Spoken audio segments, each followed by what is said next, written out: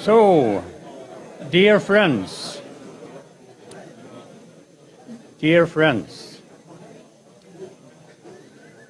distinguished guests to this workshop, ladies and gentlemen.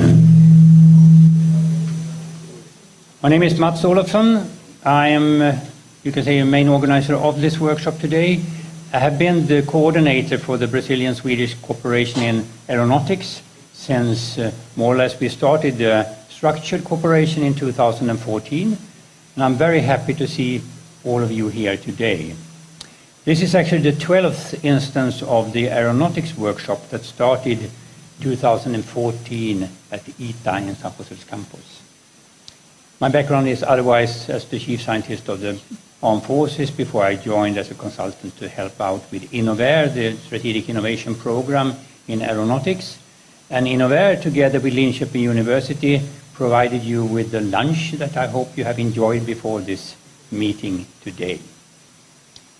The theme of our meeting today, and I want to say that the new invention this year is that we are making a joint workshop together with the newly established, actually it will be formally established tomorrow, working group on AI and autonomy. And next to me I have... Good afternoon. So my name is Per Kainz. I'm a professor of computer science at Linköping University, where I do research on AI and autonomous systems. And I'm also the Swedish chair of this the working group on AI and autonomy that will be formed tomorrow. And I'm also the Sweden-Brazil chair of AI and autonomy. So I take this very important opportunity to collaborate between Sweden and Brazil, and I think there is a lot of very interesting and valuable connections here. And of course, we will go into more the details on this in our session this afternoon. And I also want to greet all the people that have not been able to come to Stockholm today. To support them, we have arranged that we are sending this, streaming it on a YouTube channel. That's why we have a special situation where we have put all the presentations in a long row so we can broadcast it to Brazil or other places in Sweden where people are sitting now, hopefully eager to see what you and we will produce. But this situation also makes it a bit more difficult to interact with the audience. So we have not been able for this workshop here in the auditorium to allow interaction from the online participants. But if anyone in this room has a specific question and there is time after the presentations, we have a possibility to take those questions in the room. So we will just show you now the program for today. The joint part of this cooperation, of this workshop is what we have up till the coffee break at 2:30, or maybe slightly later because we started a bit late. So first we will have opening addresses from the two gentlemen sitting here. I will soon introduce them. And then we will have keynote presentations, and they will also be introduced when we are there. Then we'll take a coffee break and split into two rooms. So the AI and autonomy workshop will move to another room where there is a number restriction, which means that if you have registered to sit there, you can go in. Otherwise, there will be no chair for you. Sorry. And this is the joint part. After the coffee break, we will continue in this room with the aeronautics workshop. And you have all seen, hopefully, the program. There's no changes to it, and it will be very interesting for us to follow the presentations that you can see here on the screen. And then there's an important message to all of you that thought you were going out to have dinner afterwards hungry, because the reception and the after work will include both wine and beer, but also something to eat. So I hope you are staying here if you have registered for the after work that will start 5:30 out in the same place where you had lunch. So you're very welcome, because one essential part of a cooperation like this is the interaction between people, and that's why we are here, to interact. And we have representatives from both actually all parts of the triple helix, government, academia, and industries. And from government, I count then the numerous people from the Brazilian Air Force, and we have some people from the Swedish Air Force here as well, which I appreciate a lot. Since the Gripen was the start, in a way, of this cooperation. So I hand over to you to comment on the next part here. Yes, so in parallel, we will have this fifth workshop on AI and autonomy. So we will be in a different room, and we will basically go with both going through the Sweden-Brazil community. We also have a number of Brazilian guest researchers that are going to present what they have been doing while they're here in Sweden. We also have industry presentations, and then we will end with a panel where we will be discussing the opportunities and challenges of collaborations between Sweden and Brazil. And of course, we will join the afterwork together with the rest of you. Thank you. Thank you, Frederick. So then for the opening address here, I first ask Mr. Carl Rosén, who is Director at our Ministry of Climate and Enterprise. He is Coordinator of International Relations, to say a few words, please.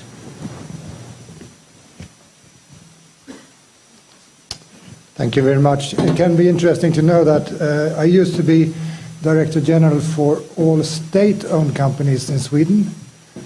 And I've also been Director General for all other business-related issues or enterprise-related issues.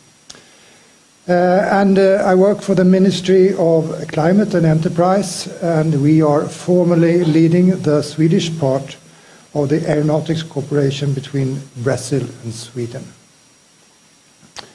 And it is with great joy I stand here in front of you to open the 12th Aeronautics Workshop, including the 5th AI and Autonomy Workshop. And I can say on a personal note that I think it is a privilege to be here, to listen to people from two leading aeronautical countries, to speak about what's happening in the forefront of technology. We have 3 busy days ahead of us with different meetings and events in a variety of different constellations and on different aspects of our cooperations on aeronautics. This workshop is traditionally held in connection to high-level group meetings, and tomorrow the HLG meeting is. And of course, this is a tremendous opportunity for all of us to meet colleagues and the people we don't know, and to learn and improve and develop the cooperation between our two countries. It is also a manifestation of the successful aeronautical triple helix concept in both our countries, bringing the industry, academia, and government together to promote research, innovation, and development. And since I coordinate all Swedish innovation partnerships, there are 5 of them, with India, with UK, with Germany and France, I can say that this is a role model for innovation partnership. This afternoon we can look forward to a joint workshop focusing on both aeronautics and AI and autonomy. And this joint workshop is a great example of how the work in the aeronautical cooperation can grow and spill over in other areas such as AI and autonomy. And I'm sure this workshop will be an important step in laying a further foundation of this new working group. Lastly, I would like to express the Ministry's great appreciation of Innovair, and especially Mats Olofsson, and his Brazilian counterpart, Emilia Villani. So maybe you can...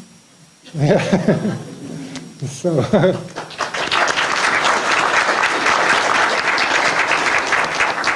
at ITA for arranging this event today, and to all others contributing to this workshop. Obrigado. So. Yeah, okay, thank you. Thank you very much.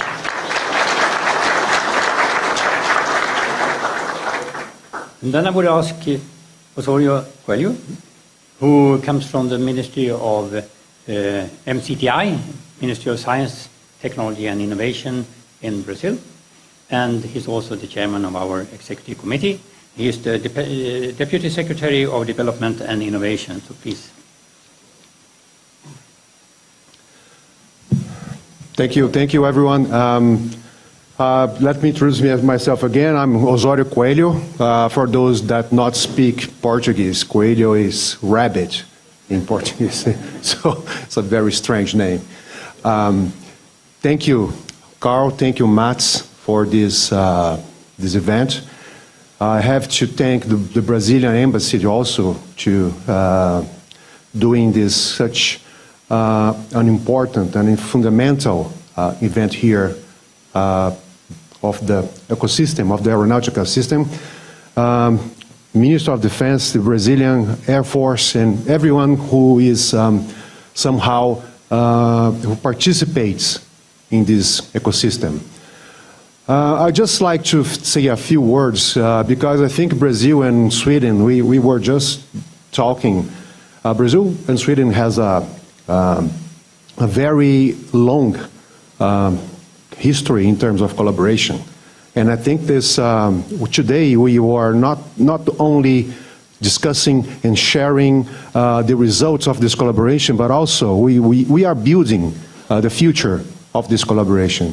I think we need to be inspired by this so fruitful, for this valuable collaboration to address many issues and many barriers that, along the way emerge in order to build a more effective collaboration. So when it comes to such an important ecosystem like aeronautics, I always think that we are not just supporting and fostering technology for aeronautics. We are fostering technology for the society, because all the technology that we are building, technology that we are developing, has some reflex on society. So that's why it's so important to have these discussions, to see the results, and to be inspired by these results in order to reflect on the next years. I think the next meeting we will welcome you in Brazil. I'm already very impressed by Stockholm. This is my first time here in Stockholm. Beautiful city. So I think we have to, the bar is so high now with your event here that we need to, we have to be really, we have to place a really amazing effort to do something that equals your event here. So thank you all for being here today. The Ministry of Science and Technology Innovation Brazil is your partner, is your counterpart in Brazil. Please find us like not only as your partner, but as your friend. Thank you so much, and let's have a very fruitful event here, sharing our knowledge and reflecting about the future of our collaboration. Thank you.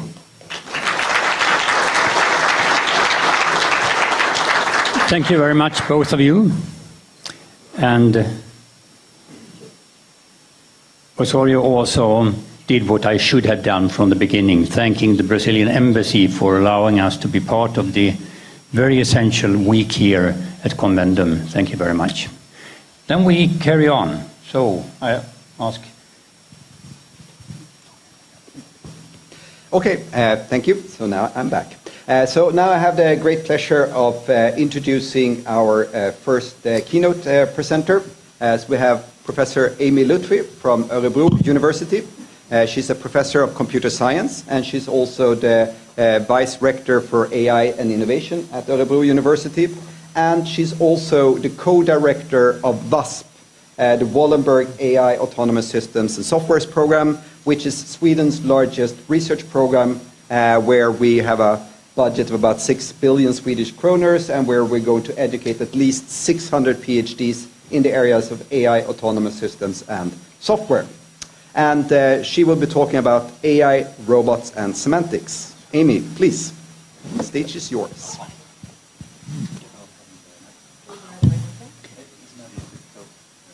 I'll take that. Yeah. Great. Thank you. All right. Thank you so much, Frederick. I can take the pointer as well. So let's hope we don't get any feedback. Let's see from this one. So thank you so much for the introduction, and thank you for having me here today. And as Frederick mentioned, so I have several roles, but I have the heart of a researcher. And when I was asked to give a keynote, I thought I would give a keynote that maybe will tickle your fantasy a little bit in terms of AI, robotics, but also what we can do in terms of pushing the boundaries of really developing intelligent systems.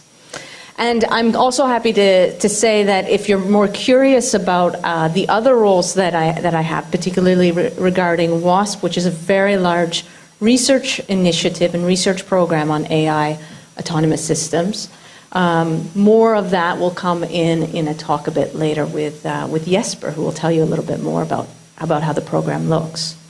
Now, I know that there are some guests that are online and maybe have never been to Sweden. So I thought I'd start with a map just showing where I'm located, which is about at the midpoint between the two large cities of Stockholm and Gothenburg.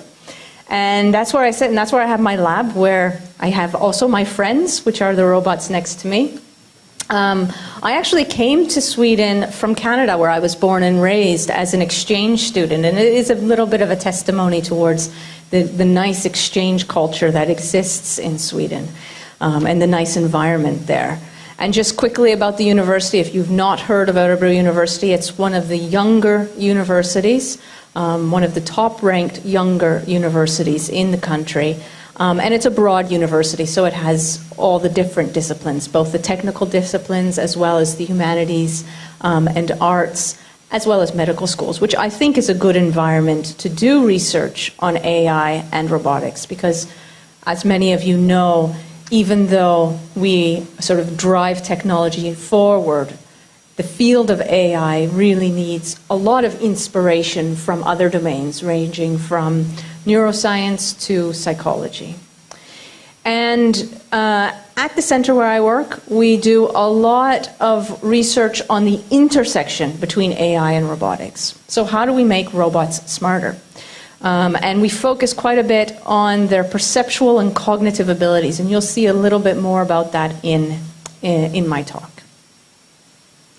And I'm going to tell you a little bit about the research that's done in one of the subgroups, and that subgroup is called the Machine Perception and Interaction Lab, where we look at how what we perceive and how we interact with the world, how are those two processes or faculties, how are they connected to each other, and how do they drive our intelligence or the intelligence of machines?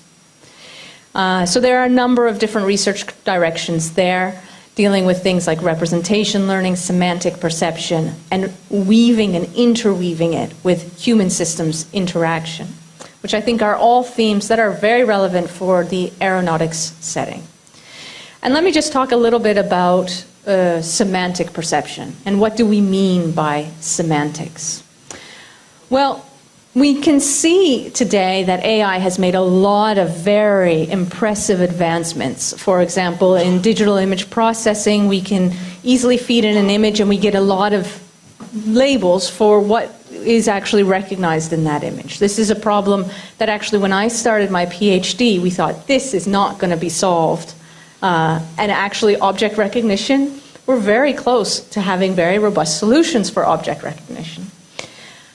Now, because we can get a label for things doesn't necessarily entail that there's a semantic understanding. Semantics is deeper than that.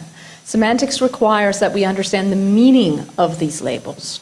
We understand the meaning, for example, of words. And that meaning is often grounded in something more than just other words, right? That meaning is grounded often in something that we perceive and sense in the real world. So if I, for example, would read a chapter out of J.K. Rowling and would tell you about a concept that you've never actually perceived yourself, but you can anyway conceive of the concept, like the one here, a creature with the front half of an eagle and a hind half of a horse, because you understand what the meaning of those words are, you can actually create new concepts in your mind. You can almost visualize it, right? If I say a purple zebra, you can almost visualize what it means. And this is very important, that when we're developing robots, when we're developing intelligent agents, that like us, they also have a semantic perception of the world around them.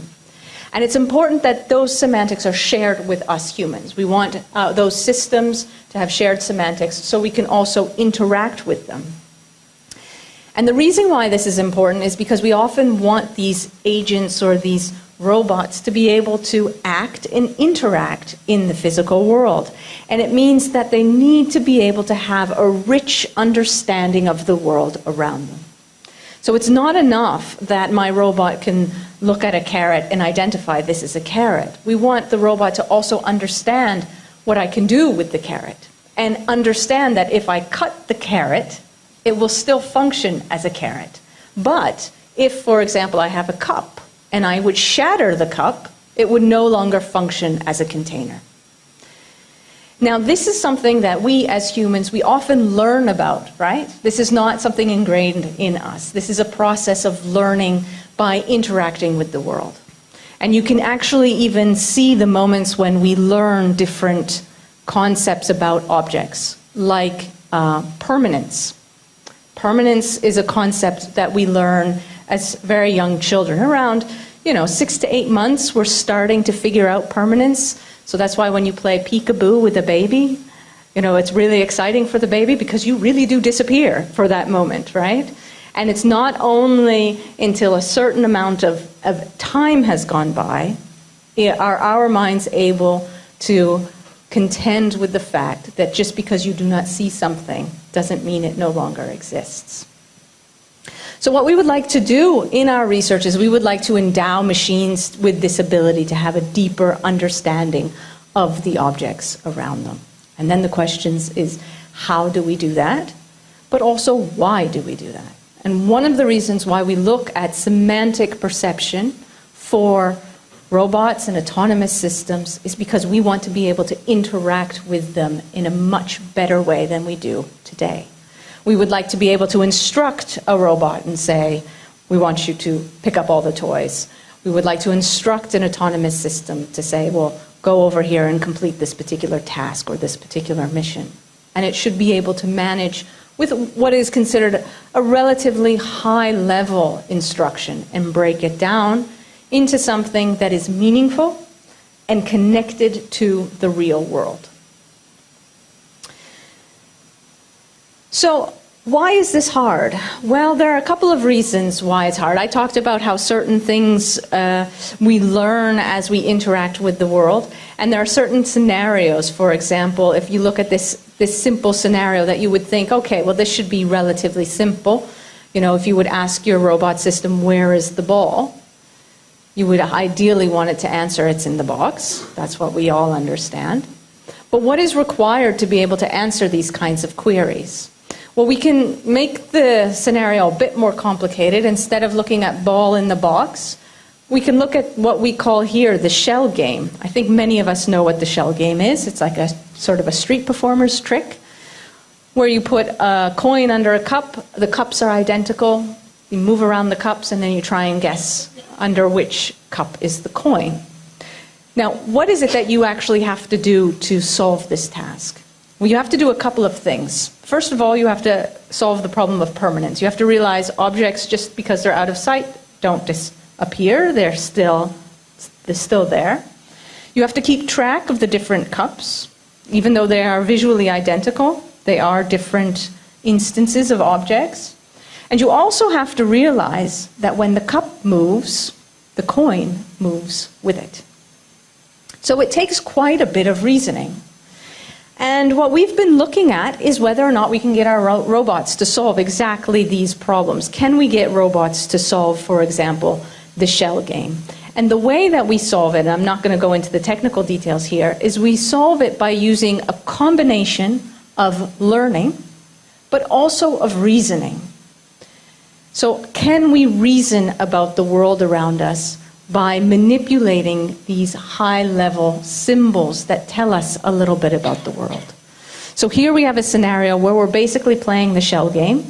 And what the system learns to do eventually is it learns that when one object occludes another and that object moves, the occluded object also moves with it. And it's something the system is able to learn through interaction. Now, this is an example of what us within the field of robotics and cognitive robotics call tabletop experiments. And the tabletop experiments are really fun, but we often like to also do things that scale up. And so the questions we asked ourselves was, could we use some of these same mechanisms of learning and reasoning, but in this time, instead of looking at the table in the lab, let's scale up. So together with Saab, and at that time it was also a company called Vricon, we looked at whether or not we could use these mechanisms not to look at individual objects on the tabletop, but really look at many, many objects, in this case kind of an urban setting where we're basically dealing with hundreds and thousands of objects. And just to go through it quickly, what we've done is using satellite images.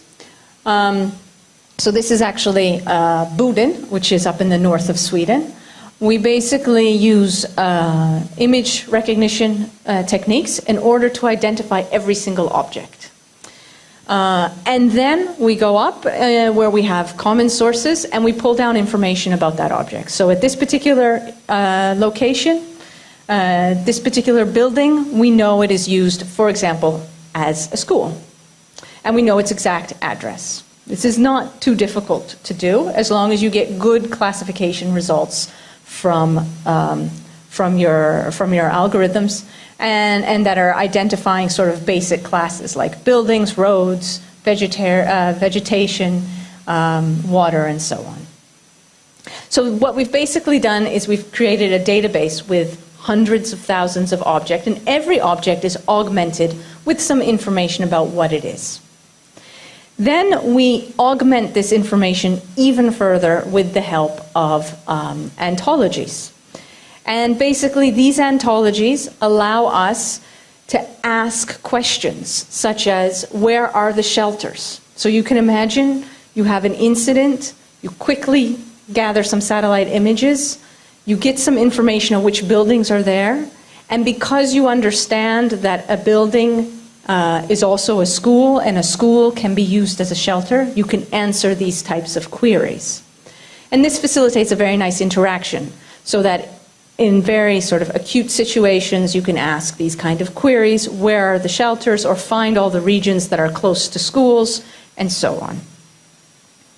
And you can do this on the actual information that you're getting from your satellite images, but you can also play around with this information, and this is something that we've done where you add augmented information. So here we've actually flooded parts of Stockholm, and then we do the same query and we see how the system reacts and adapts.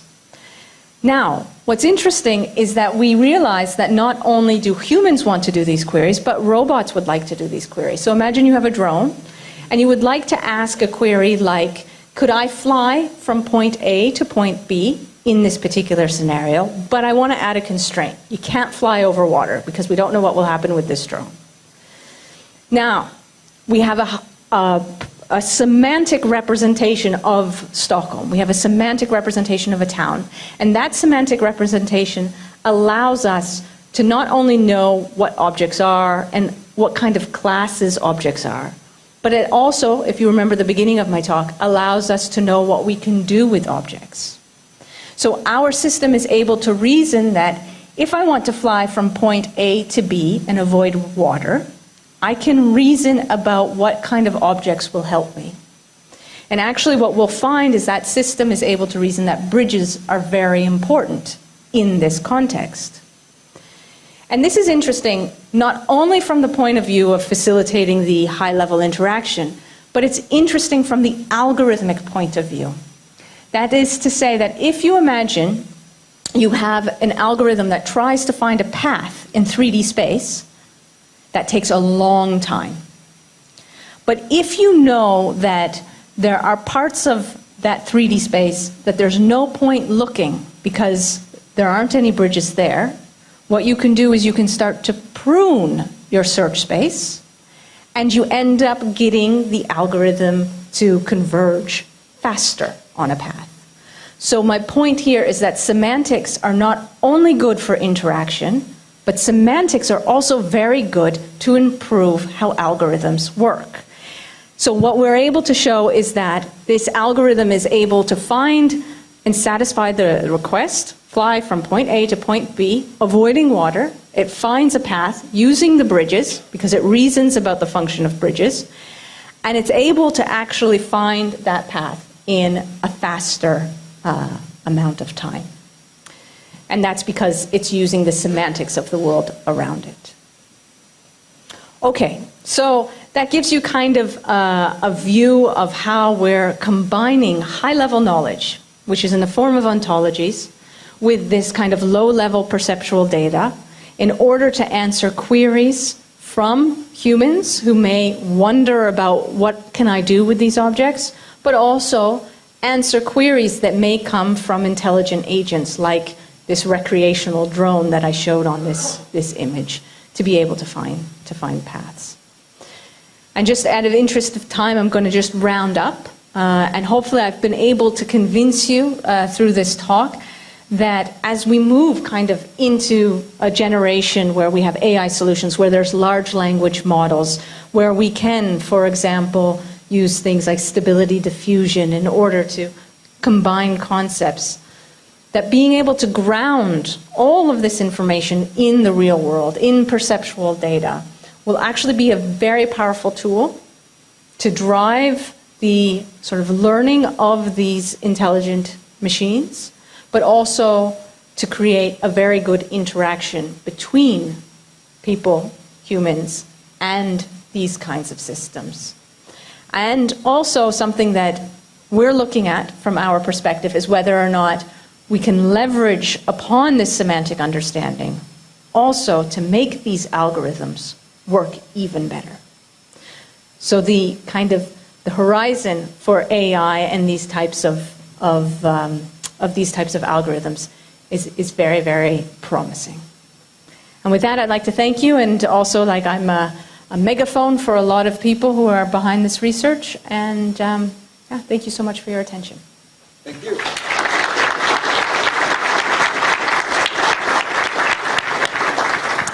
So, thank you very much. We might have time for one question if someone has a good question. No one. Oh, well, you can have any question. Yeah, she can take any question. Yeah.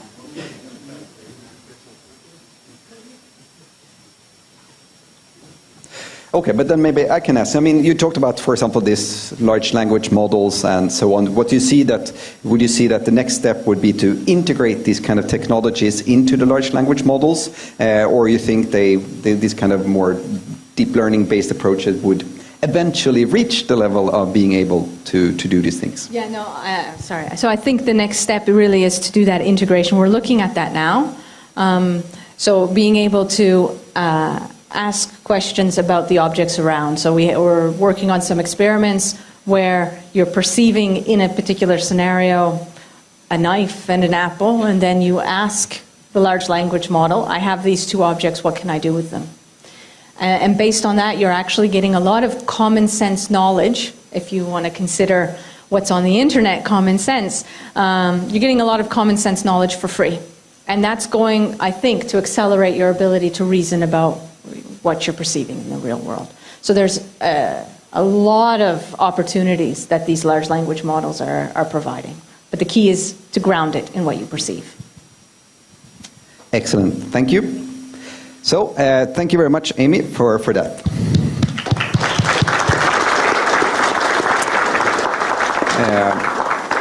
So next we have Billy Josefsson from the Swedish Air Traffic Management, what do you call it? Luftfartsverket. I couldn't find, I actually went to your webpage. There wasn't an English translation of Luftfartsverket. It's the air navigation service provider. Okay. Now you know what it is. The Luftfartsverket is a legal term, which is a bit boring. So LFV is our company name. Using the abbreviation as your company name. Right. Thank you. Now we learned something new. Thank you very much for that. And you're the program manager for automation, urban air mobility, and human performance, I think it said on your LinkedIn page as well. And you will talk about AI and autonomy and the joy for air traffic management. Please, go ahead.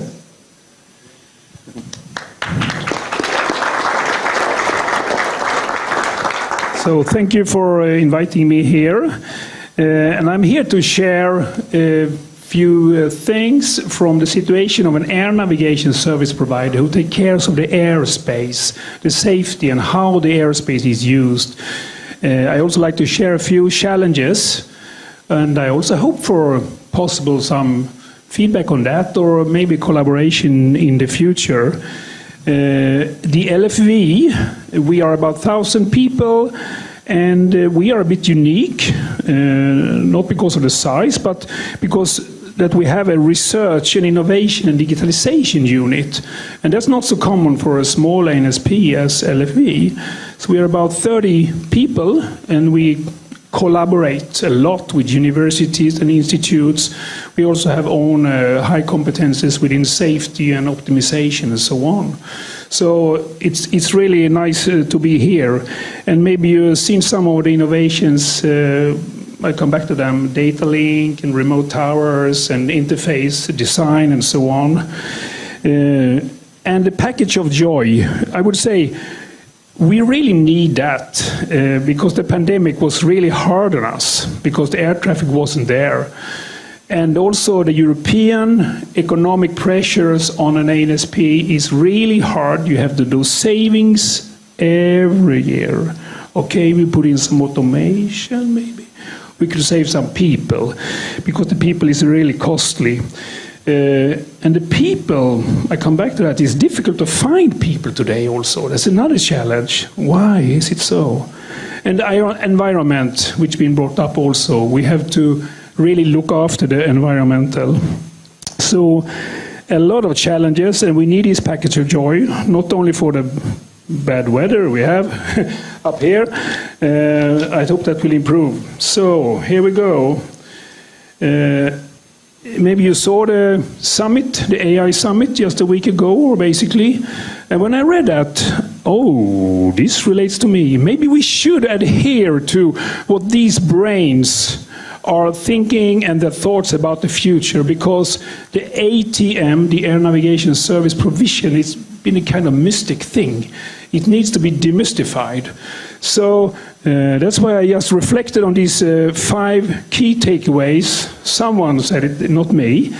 But it gave me some thought about how it could impact on the air traffic management situation, and it relates to AI, as you see.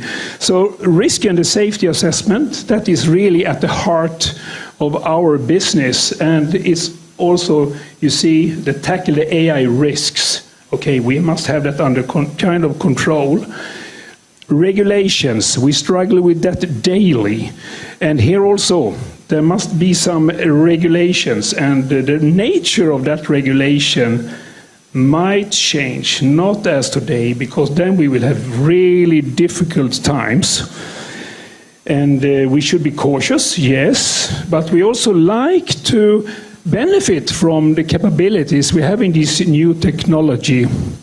So the society benefits, and a lot of protection or caring for the society, we believe, will be into the cybersecurity area to ensure the quality, or ensure that the information, you can trust the information and so on.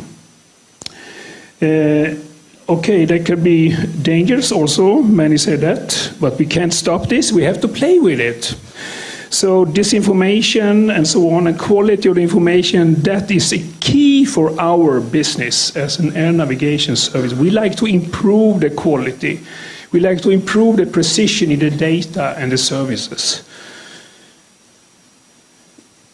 And in order to do that, we cannot finance that or cannot find out that ourselves. And we need to find it out together with the airspace users, together with the industry, together with the academic and so on. So we have to collaborate. And of course we have to go much further within a harmonization of what we are doing. Otherwise, we may come up with totally unique systems, and that will not fly. So back a little bit to the air traffic management where I come from. Yes, to the left, you see how it was 50s, 60s, and so on. And the towers and so on, a lot of manual work, a lot of people.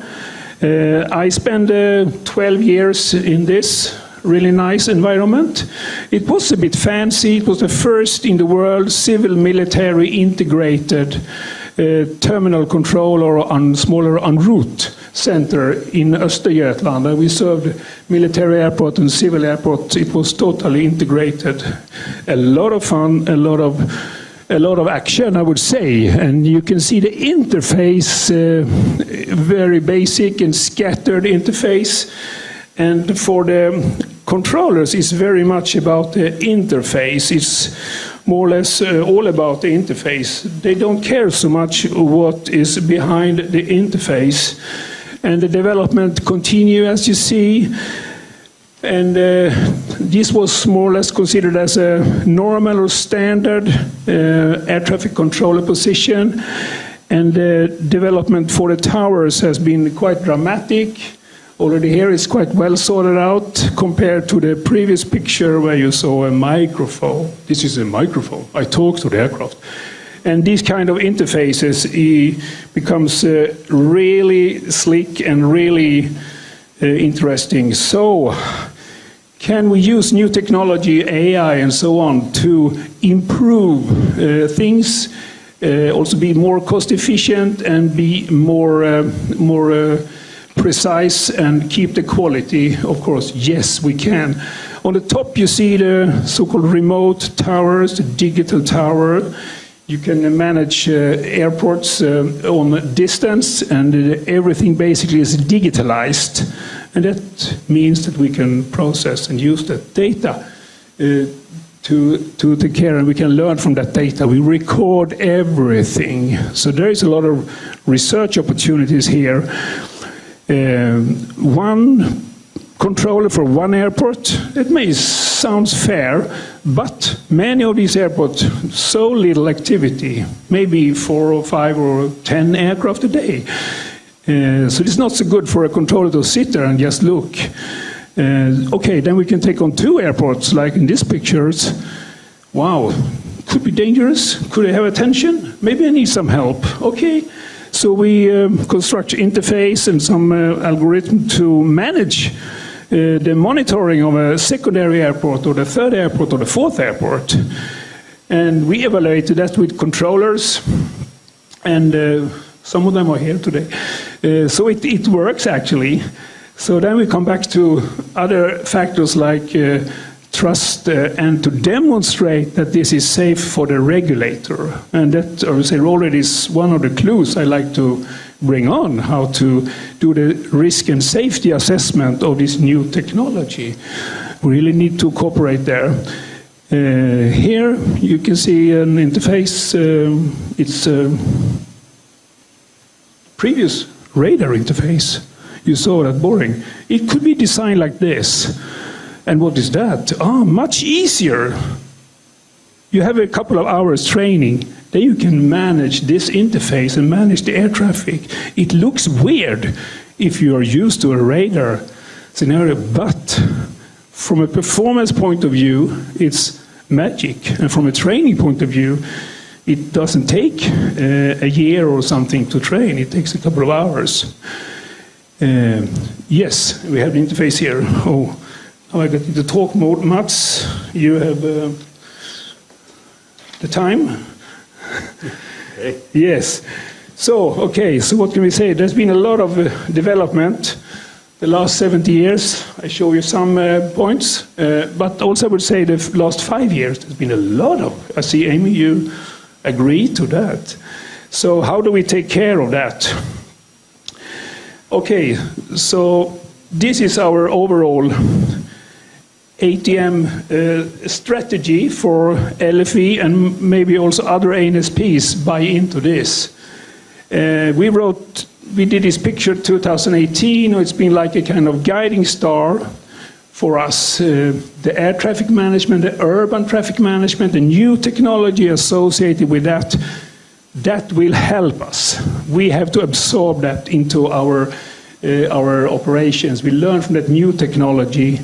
We need to harmonize, we need to share things in a more flexible way. The virtual centers, we need to understand how that works. We also need to demonstrate it's safe and it works. And the role of the air traffic controller will also change. It's evolving. Service-based companies, they are already here.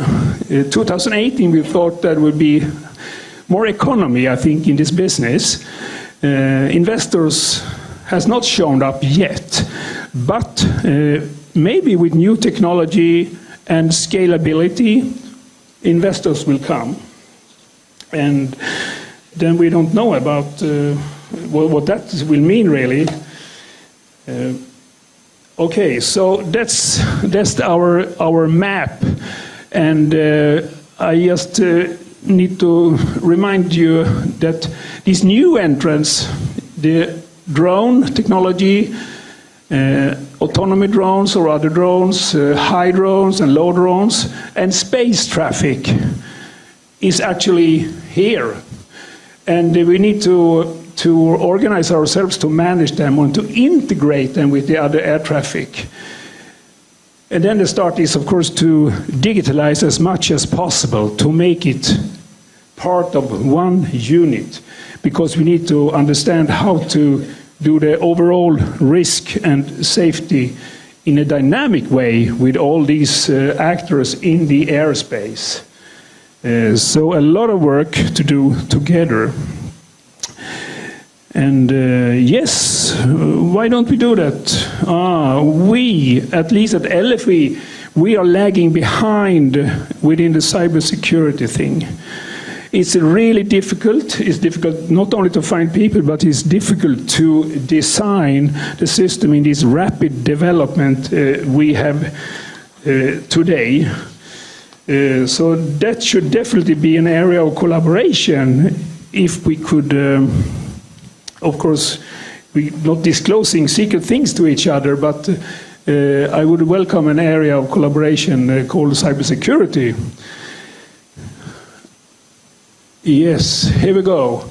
So what do we have in terms of AI supported by machine learning in the pipe now?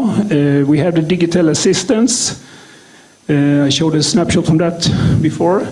It can be designed to manage 2, 3, 4 airports at the same time, and you can do it in a flexible way. It's also interesting to understand how the operator is feeling when he's working, what his capability, where is his attention. Has he looked at something? Has he not looked at something? Should he be reminded, and so on? So we can have an objective assessment of the performance. It can be used for verification of competence or training scenarios. Maybe you don't need an instructor that much because you had a perfect instructor here to give feedback to the student. Virtual reality and extended reality and mixed reality has a lot of things to do. We have it for familiarization, training, and information management, or it could be used for operational service. We don't do it. Do it in other applications in society today, but already with 4K resolution, it's really good, and you are in this world. You step into this world, and you are in this digital world. And if you bring on 8K, you're lost. You like to have it tomorrow. This is super interesting. Speech to your computers, speaks to your colleagues, and so on. So I like to dwell a little bit on that. Something happening here?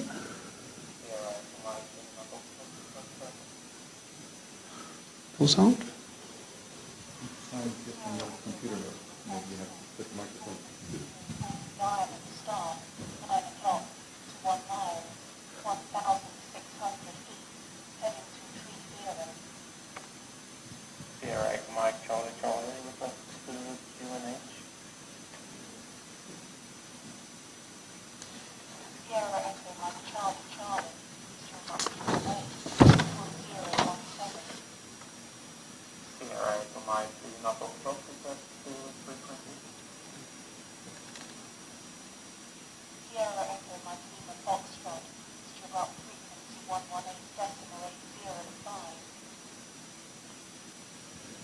Okay, maybe no one heard anything except me. I heard it thousands of times, no, 100 maybe. It's a lovely scenario. Those who like it can come and look to it. Sorry, the sound didn't work. Anyway, what is we trained an AI piece of software with an aviation biased data set. So which means that it listens to what's going on. This is on the frequency, okay? So a request from this aircraft about, is there any other traffic in my area? Wow, yes, you have one at 2 o'clock, distance 8 miles, going south-west. Okay, and then they ask for a QNH, frequency, and so on. And amazing. So we're going to work this further. And why? Why? Yes, because there is actually a really nice case, and it's a bit boring to sit there and inform. And we have about 25, 27 full-time equipment doing this work every year. Maybe we can replace 50% of that with this kind of software, if we can demonstrate it's safe and we understand the risks into this. So safety, again, it's a key of ourselves, and just sitting and looking out from a tower, sometimes you miss something, but maybe you don't miss if you got a reminder. As you saw, there was a little reminder to the down rightmost corner from the system, because the system noticed that the operator, he hadn't looked at that corner, he just looked at the aircraft. So you can have a kind of soft cue reminder, or here comes something also, it should not be there. So you can put your attention there. Something happens with the fonts here. Okay, so I just like to share these challenges, which are very small. This is not good. This is not good. This is my key point. This is my key point here.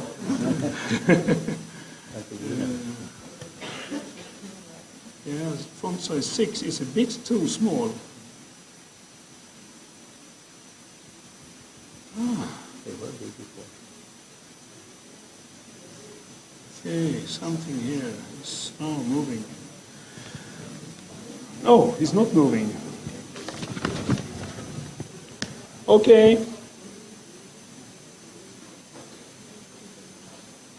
Where's the pointer? Where's the pointer? Where's the presentation?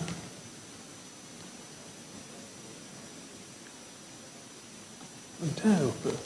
I don't know. That was not good.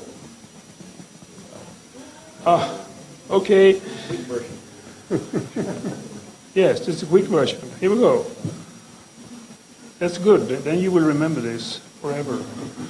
Here we go.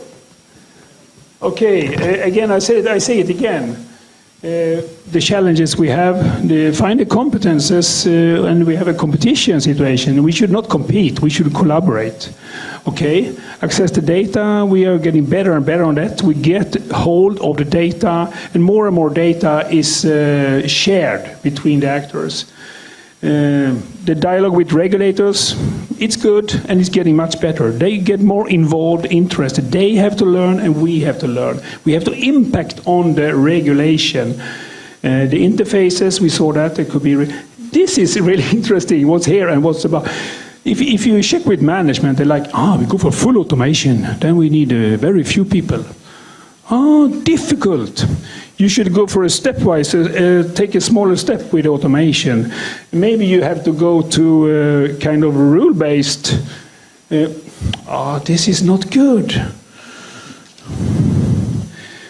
Rule-based automation is that you go in before you go to a non-rule-based automation, which you will have a lot of difficulties to demonstrate that it is safe. So that's a little bit my key, which cannot really be seen here. We have to work together, and the rule-based AI support for things like training, familiarization, evaluation, non-operational things. That is what we have to focus on now, quickly, and learn from that, and to take it towards the operations. At the same time, we're learning about how to do the risk and safety assessment for this very, very interesting environment. So we can start the certification process. Yes, what is this? This is the future, and this is the people we have, actually. There's not many other to choose between, and we have to get them in as pilot. You have to get them into the Air Force. We have to get them into the LFV. You have to get them to university because you need researchers and so on, and you get them into the administration. And it seems to be a kind of competition about these brains.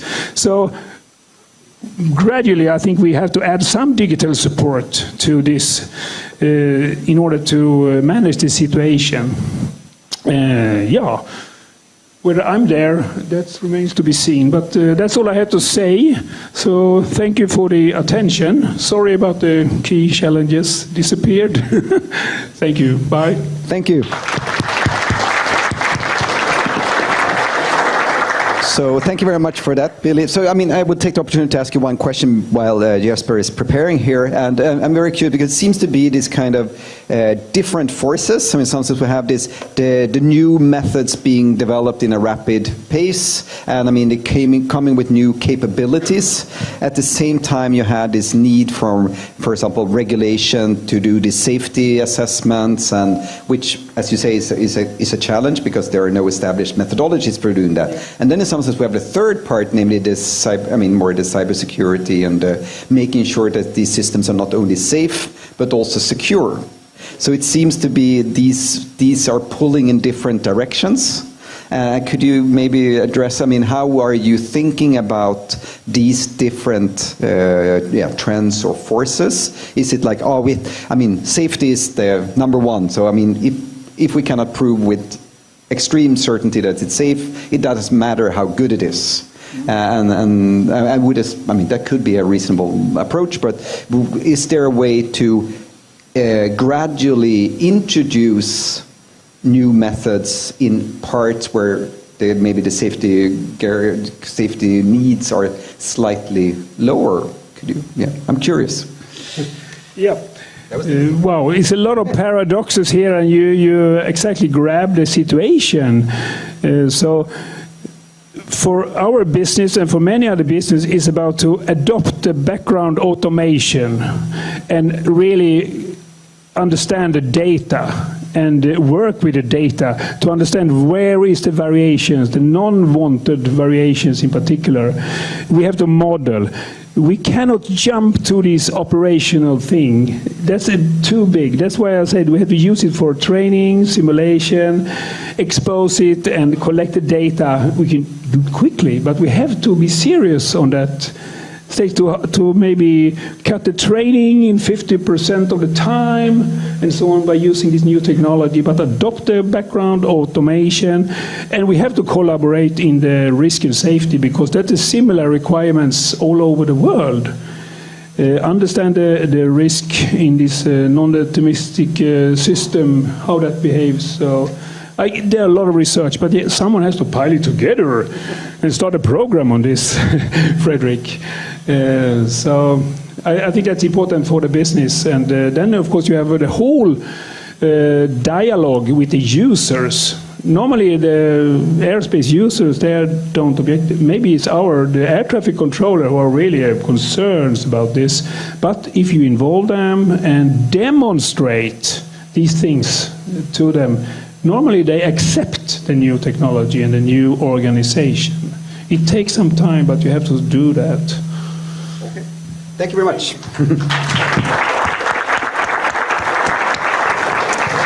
So then we have the third and final speaker in this session. So now it's my great pleasure to introduce Jesper Tordenrid from Saab Combitech, who is also he's the director of the VARA PS, the VARA Public Safety, and he's also my neighbor. So Jesper, please go ahead. Thank you, Fredrik. Nice to see you here. Awesome. So great to have some minutes to tell you about what we are doing in the public safety arena, and I want to. I want to show this to you because we want to start a discussion and give you inspiration. How can we use this in the Brazilian-Swedish program? And we have already started, as you will see. And it's exciting to be just after two great keynotes and before the Swedish Fika. But I have loaded a lot of. I have films. I have fresh images from what we have done quite recently. Yeah, let's see. So first, Fredrik and Amy talked about the WASP program. We have 4 research arenas in the WASP program, and the arenas are there to bridge the gap between the industry and the academy. So we should, from the industry, we should bring more relevant questions to the academy, and we want to make a way to take the results to be products and be faster to the market. And it's in the benefit of Swedish society and industry, the whole WASP program. And what's good for Sweden is to collaborate with other nations. So I'm happy to tell you that I'm really, really glad to do this in the Brazilian-Swedish collaboration. So I like to show you real pictures, real things from what we are doing in this research arena. So the theme, public safety, is a very good topic because from Saab, it's very close to defense. And if you are in the public safety, it's a very relevant topics, and it addresses questions that are important to people. So it's easy to find relevant research questions, relevant solutions that benefits for the human. So we have chosen to say that autonomy, we know it's a multi-domain topic. We can learn both from academia and industry, but we can also learn a lot between the different domains. People working with underwater and people working with space and air. It's about the same problems showing up when things don't go exactly as you interpret it to be. So our main research question there is the collaborating systems for public safety that support teams of humans and systems acting and interacting in disputed contexts, supporting human authority and benefiting from functions with various degree of autonomy. So here humans, very important. Really, could be trained pilots, but can also be users that have no skills at all. So it's very important that the systems work together there. This arena, we have 4 arenas in WASP. 2 of the arenas are scenario-based arenas. Robotics is activities in factory, and public safety is field robotics and autonomous systems outdoor, more or less, but can also be indoors. And the scenarios we have chosen to start with there was search and rescue, because it contains almost everything. You need to detect things, you need to classify it, you need to take some actions, and it's very close also to surveillance. You need to do something before to know the environment, and when you're there, things are not exactly as you have planned for, you need to replan. And it's not far away also from traffic management, like Billy explained to us, and airspace is very important to have. And if you're doing search and rescue, you often need to transport between areas where you have traffic management. And it's not far away to forest protection, wildfires also. So I will show you a film that shows our resources and a little bit what we're working, and I will try to comment it. It goes quite fast, 3.5 minutes, then I will go more into details of the different parts of it. So this is available on the net also, so we can show you links. It's a collaboration between all the universities and a lot of companies like Saab, Ericsson, Axis Communications and others. We have robots walking on the ground, like this spot robot. It can pick up packets, it can move. We have also drones that can fly with a lot of different sensors. Sensors like LiDARs and IR cameras, optical cameras. And then we have ground vehicles. And all of them are working a little bit the same and could be shared the information together. We started with boats because it's quite it's a tough environment, but it's more easy than flying. You don't need too much permissions. And we like small boats, small agents working together, but we also like to see how can we scale it to bigger, like this combat boat. And human operator is, of course, important, so trying to create scenarios where the humans are interacting with autonomous systems. This is a water scooter from Chalmers. To focus on wildfire also, we have the Saab planes that can be part of it. And of course, communication, Ericsson are there as a partner, private networks, another. And of course, you need to connect it in some kind of control system where humans are interacting. And this is from about a month ago. We created a search and rescue mission with humans picking up tennis balls instead of humans, and we have the boats looking for the balls, and we have drones flying about to get a situation overview. And on place, our way of working is to do things together between engineers, decision makers, and researchers. So here are some scenes from Grense, where we used to go 3 times a year. And when we're not there, we have a very high resolution model that we can work in, we can prepare, and we run it in parallel. And all of this is open and accessible for the researchers. These are some scenes from collaboration project in air mobility with Linköping University and RISE and Ericsson and Saab. This year, this is a Wallenberg Launchpad project with startups that they get funding for working together with us. So we support them in having a system that they can try the stuff in. Here we have the crown in the jewel in the crown. It's the Brazilian Conceptio team here working 1 week with us, and then we go to Grense and have the demonstrations on site. Very appreciated.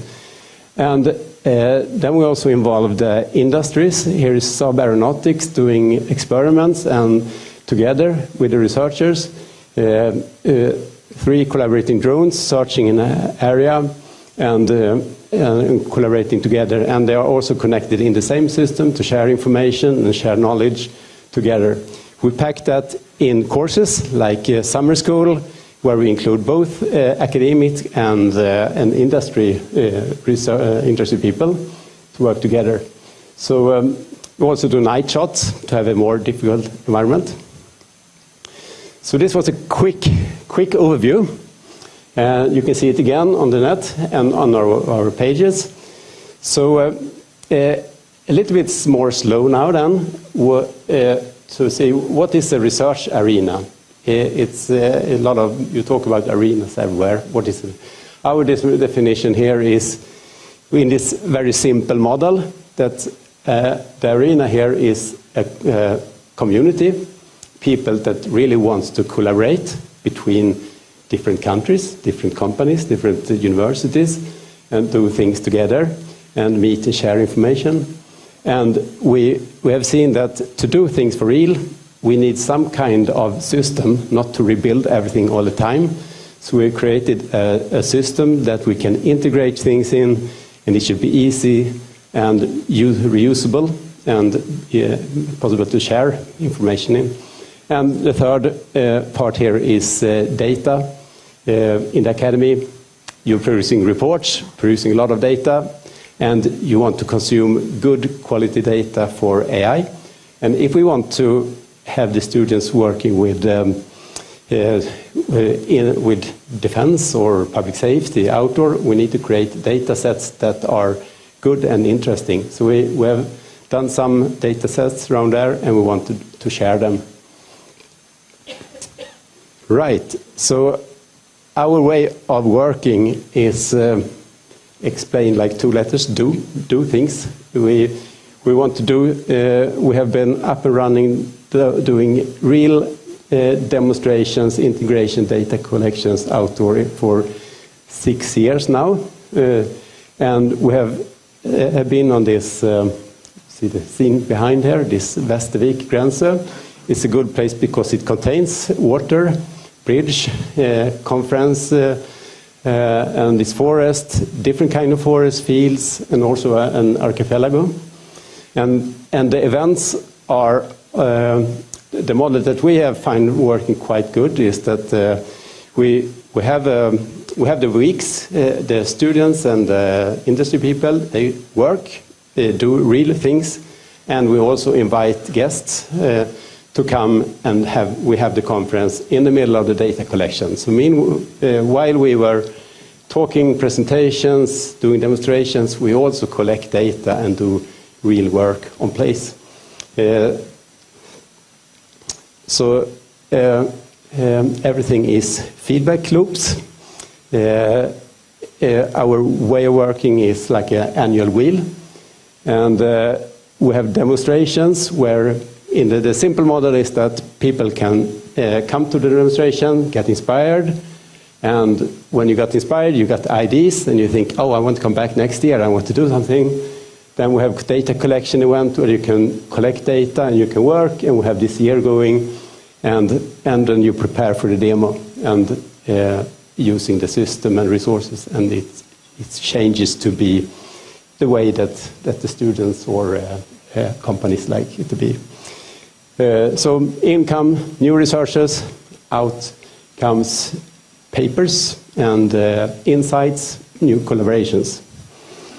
So the community is a lot of companies and organizations involved, and 1 month ago we had our 6th demonstration, and it was over 200 persons on place. Last year it was about the same, and it's a little bit mix of academy, industry and government. So we encourage government to come more, but we think that it's a good mix and people are very satisfied.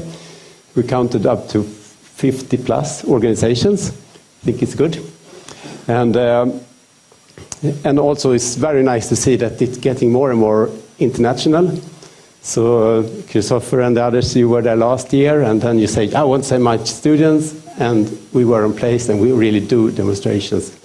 So it was very nice. So demonstrations, you have seen it in the film.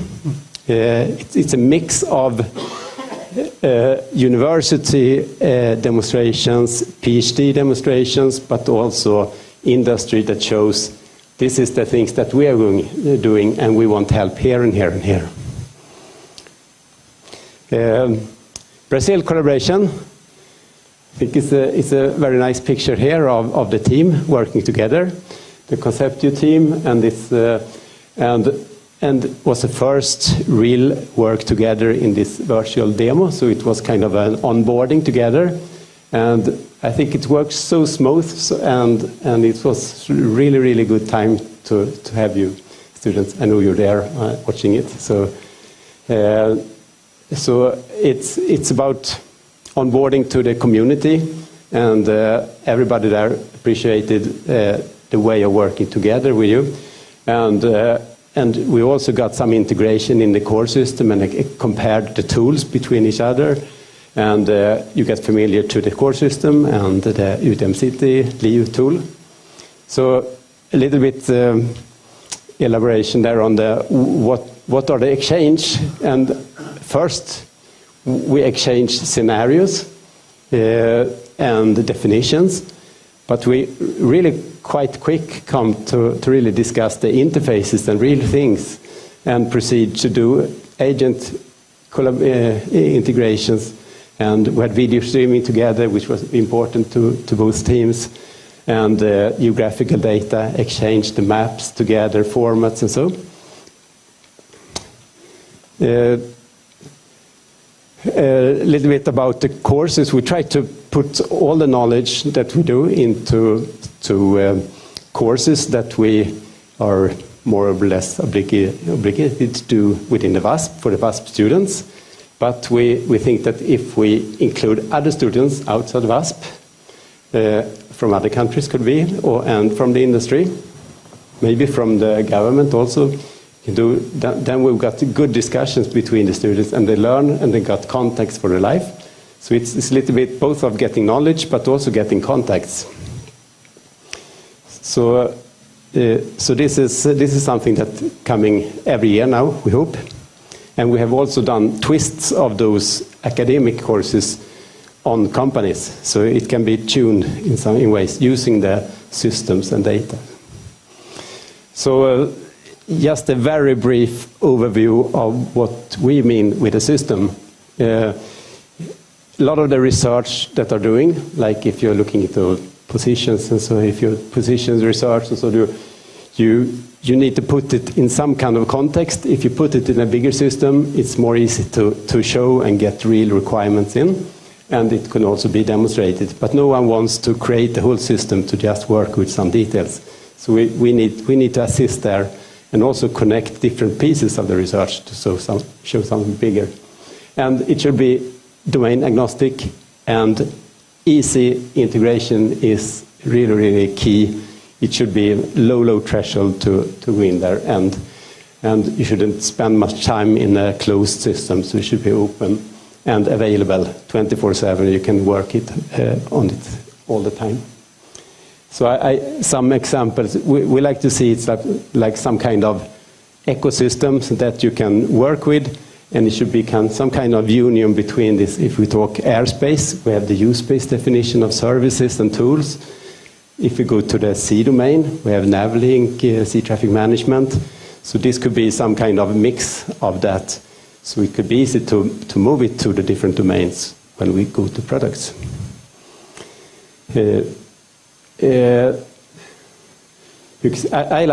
don't dare to touch anything here like Billy did, but I can show you in the pause. But we have many of the tools are accessible. Some are without logging in, some you need to log in. But here we have some examples. We have a very high resolution database, down to 3 millimeter for each pixel, and it's accurate in position also.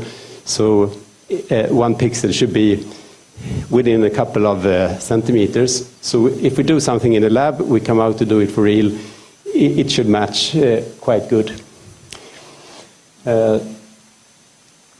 Yes, does it work? We think so. In the VASP context, there we have given out Alumni of the Year award 2 times, and both times it had been of students that have been very active in this arena, and with the motivation that you do research on real data, show real results that others can benefit from, and the students they learn a lot. Like Linnea, she's working on a startup, air forestry, and Olof managed to win the DARPA challenge and got a very good position at KTH when he came back. So we think this works, and so we continue that in VASP, and we have 2 more years now, and VASP continues to 2031. So we have it's a platform for long time. So this is some conclusion here about arena and the way of working. WASP has a very long time objectives, so the goal is set, but we can change, we can be very flexible, and we need to do it because everything changes so fast now. And that's why we need to be fail fast and learn, as you said. We need to be explorative and adaptive. So when we heard about this program and we have virtual demonstration, we like to adapt what we're doing so it will fit nice. And open collaboration is important. Now we have a lot of good projects for the next couple of years. So even if we have 2 years more in the official VASP, we have PhD students, 6 of them coming in now, and so we probably have at least 5 years to work on. and we will change so it will fit, I think. I will go to the last slide here, and the title was how can it be a platform to support our collaboration? So we have resources, we have tools, we have something that are working, and we are trying now to use that together with what you have in Brazil and or other things to make something very successful with the start of this virtual demonstration. So thank you with that. Thank you. So I think we have time for a question or two. Yeah, now, over there. Yes, nice questions. Maybe. Thank you very much. It's Catalana from University of São Paulo. I would like to make this question for the last presenter, but I didn't have time. But after your presentation, I think you can do better. Will you come with some different thing like urban mobility? You know the eVTOLs. Will you traveling near the ground, around the buildings? Yeah. I think your program can collaborate much for this future. Because in the beginning it will be pilot transportation, but in the near future be autonomous. Can you have any thought about this, and how can you go to the new challenges in your program to that? Yeah, good question. And we have this, the air mobility program. It's a Swedish Vinnova-funded program that was going in parallel to VASP. And we did that last year to do a demonstration. And now with Billy, Luftfartsverket, and others, we have just sent in a request to continue for 3 more years. So we really hope that this will start after New Year. So then the simple way of explaining it, I like to say, is to put the airspace above these search and rescue scenarios and wildfires. So you can send in restricted areas. I mean, if you have a wildfire, you have manned planes, maybe you have drones that will and survive, and then you have restricted areas that you open and close. So I think that will fit very nice in. And you have this Simoa program also with airspace. So it's a lot of things coming together now. So if we manage to do that and have discussions how to do it and try to be open, maybe change a little bit on some places so it will fit in time schedule, I think it could be really good. If that was an answer. Thank you very much, Jesper, and all the speakers. So this will conclude this session. So thank you. Can thank the speakers. Yes. And now I guess there is a coffee break, unless Mats wants to say something first. Yeah, I just wanted to say that, first of all, Billy, in the original, your challenges were absolutely readable. I think your cybersecurity thing was what happened. Somebody didn't want to see your challenges, but they will be there in the final YouTube, I think. I also wanted to say that in Jesper's presentation, you saw an example of a drone delivery. And to all of you sitting now online, we don't have your physical addresses. We don't know where you're sitting. Otherwise, of course, we would have tried to arrange a coffee fika for you delivered by drones. For you who are here, you are welcome out for a coffee, and we reassemble 30 minutes from now. And for those of you who are going to follow the 5th workshop in AI and autonomy, you have now to, from here, move into another room, and those online, you have to hook onto the Teams link that you have been provided with from Liu. Thank you very much so far.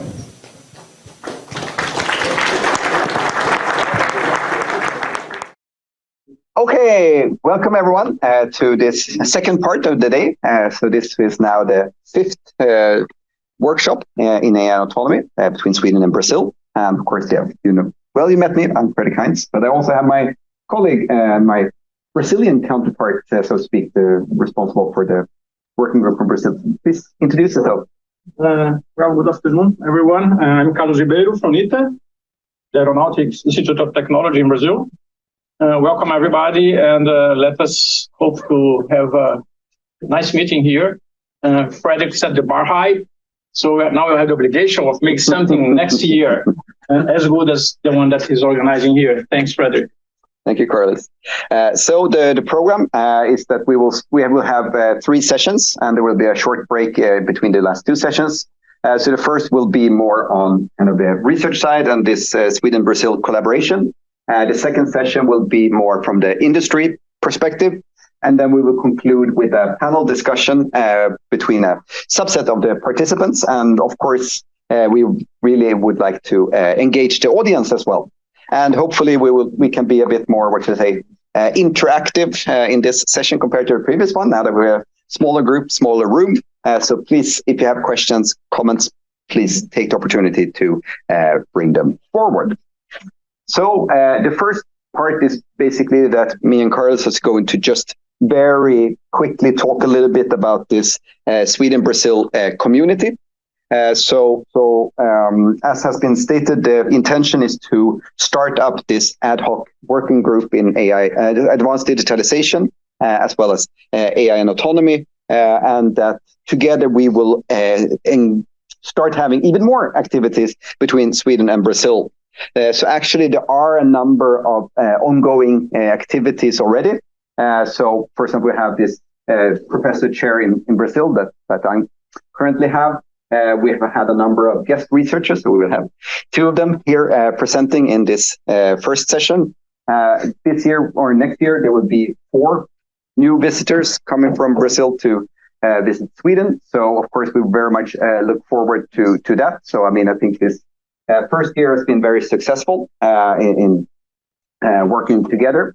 We also have these delegations from Brazil. So I think probably some of you are part of the current delegation visiting here. And last year there was another delegation. I think there was 2, one more focused on startups and one more on research. So these delegations I hope will also continue in the future to foster collaboration. And of course, meeting and interacting is key to get to know each other.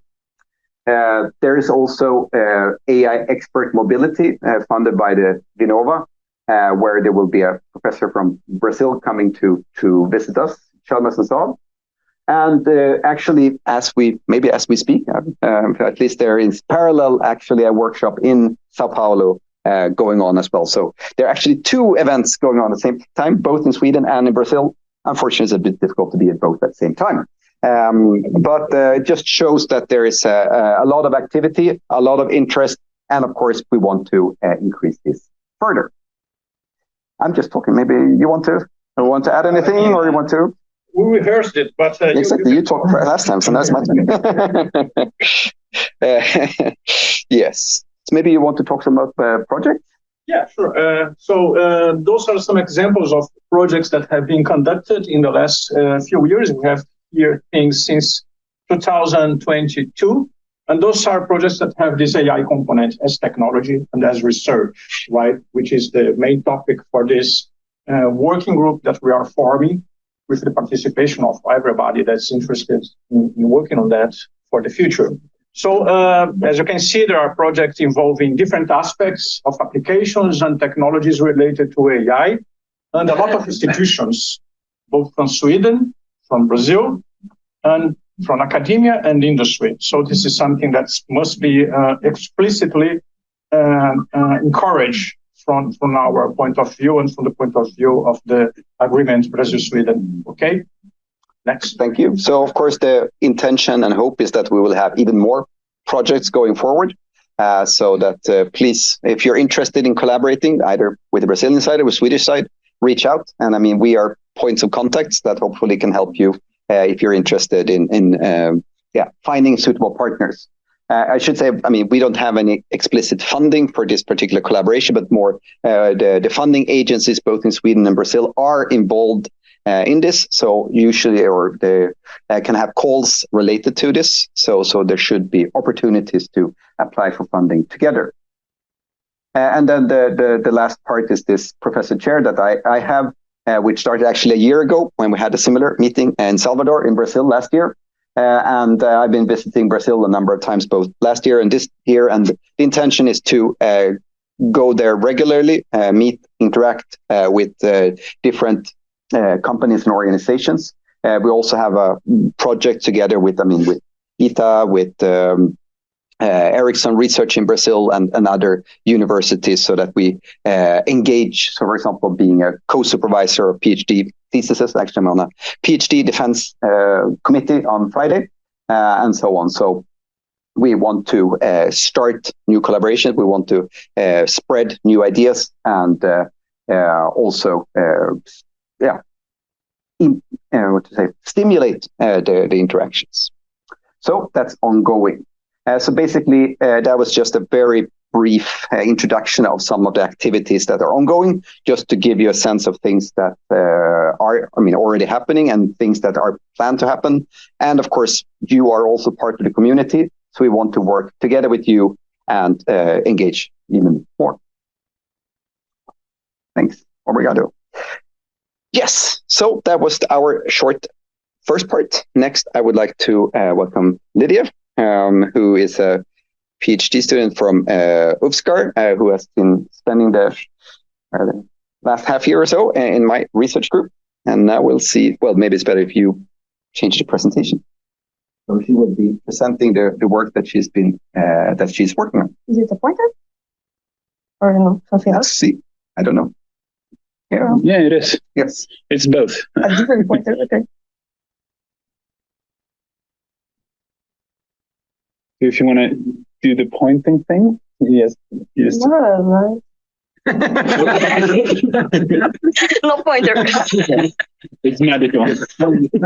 Okay, no pointer.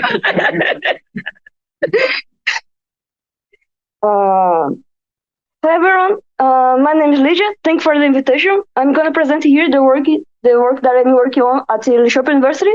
Enhance safety via deeper reinforcement learning in trajectory planning for agile flights within Autonomy environments. This work is a collaboration with Jorge from USP, Professor Frederick Hayes, and my Brazilian supervisor, Kelly. Well, why are you doing it? We have two main reasons. The first one is improve the success rates of the missions. And I'm not talking about complete the mission. I'm talking about improve the chances of saving lives. For example, in search and rescue missions, or in missions where you need to deliver medicines to dangerous areas, how much the drone is faster, more chances you have to save the life. And the second reason is decrease the cost of the mission. For example, for surveillance missions, using high-speed drones, you can cover more areas, or you can monitor the same area for more time with the same battery in monitoring missions. Well, in this work, we are generating a reliable and feasible reference trajectory for high-speed flights. And what does it mean? When you are flying high speed, we need two things: a reference trajectory to the drone knows which way points to go in each time, and an optimal controller to make it possible to carry out this trajectory. Today, you have some good controllers that are able to follow in high speed, but none of them are able to follow 100% of this trajectory because they are focusing in drone racing. And this is not our focus, because in drone racing, the reference trajectory and the obstacles have a good distance, so you can deviate a little from the reference trajectory. What doesn't happen in real scenarios, which they can be more complex and narrow. So for it, you're trying to create trajectories that the controller can follow 100%. Our methodology is based in using a privileged learning framework. And how it works? We have a teacher policy that is trained with expert data. And this teacher policy supervises a student's policy that is used in real time. The main difference here is that the teacher policy has data that you don't have in real time. And the student's policy knows. And because of it, you can use it. So it's a small network, but it's able to generalize the data. And then you project the trajectory, send to the controller, and send to a simulator or the real environment. Entering more detail in each model, we have the experts, where you are using a bidirectional A-star algorithm, where you modify the cost function and the risk in the risk to, besides minimize the path length, we are minimizing the jerky to increase the speed and maximize the safety, make the trajectory more distance from each obstacle. This algorithm returns us the full trajectory for the environment, and consequently, the ideal next node for each waypoint. And the teacher policy has it as input, as well as the position, the rotation of the drone, the goal node, and the obstacles around the drone. The teacher policy is a multi-layer we are using a multi-layer perceptron for the teacher policy, and has as output the probability of each action is the best for the next action. The actions are front, back, right, left, up and down. You are working with discrete environments at this moment.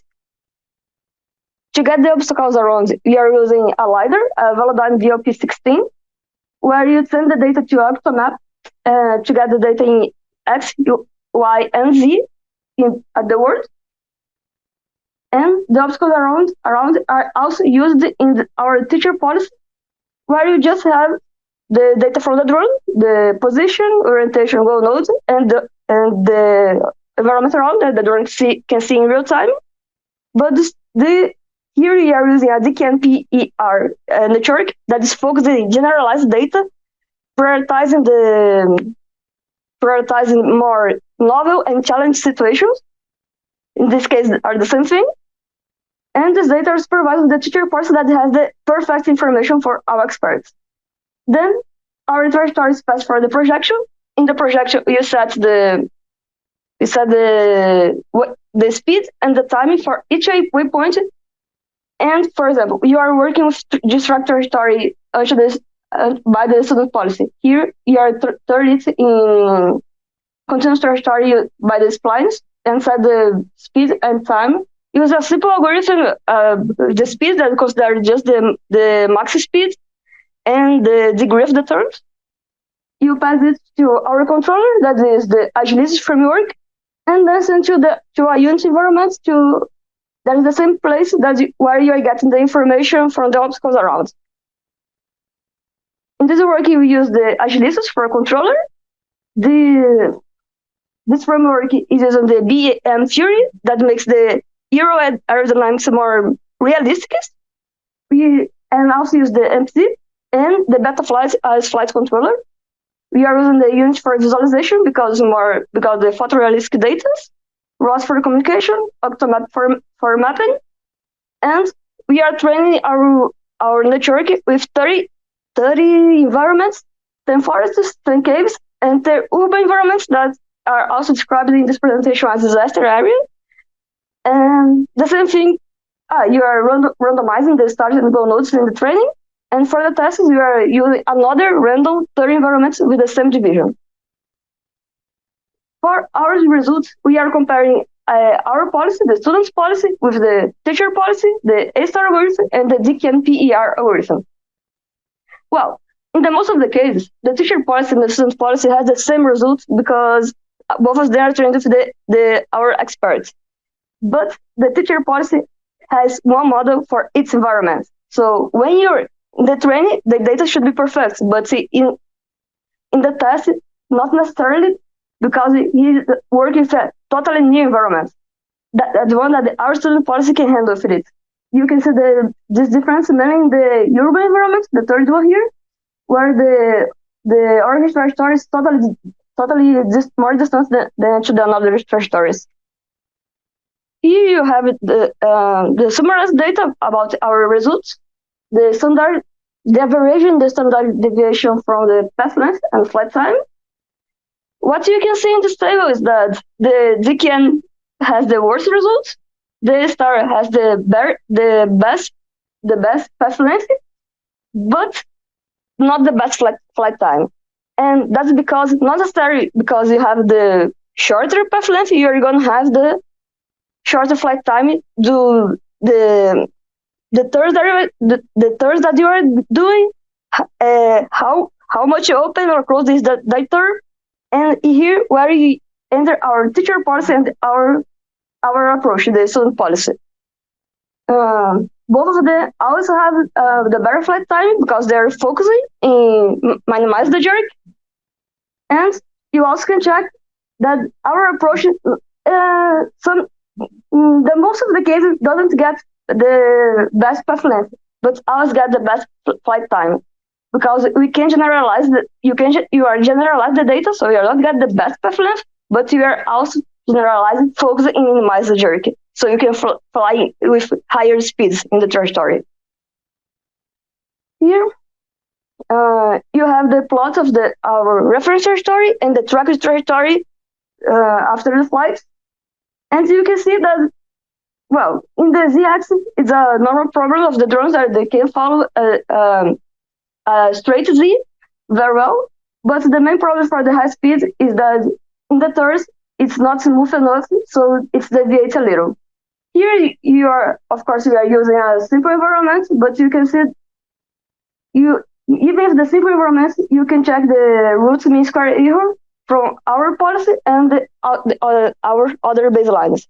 In our policy, the student's policy, you got an RMSE of 0.12, 0.08, and 0.06 respectively for each environment. And it is up to 72% of improvement compared with our baselines. Here you have a shorter video. How can I? Just say again. Oh, thank you. Here you have a shorter video of our drone fly in the Unity. Here is the drone flying first, and flight time and speed in the bottom left. Here in the cave, where you remove the roof seal to you can see better, and the flights and the urban environment or disaster area, because it's destroy the city, or try to be at least.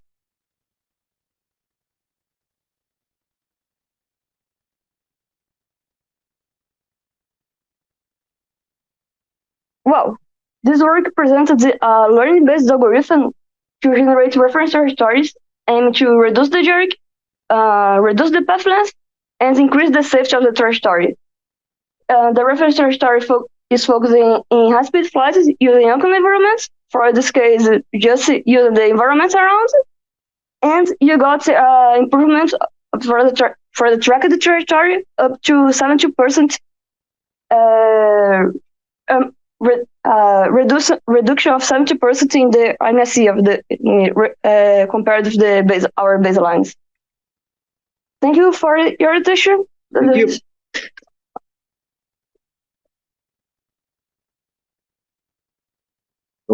Questions?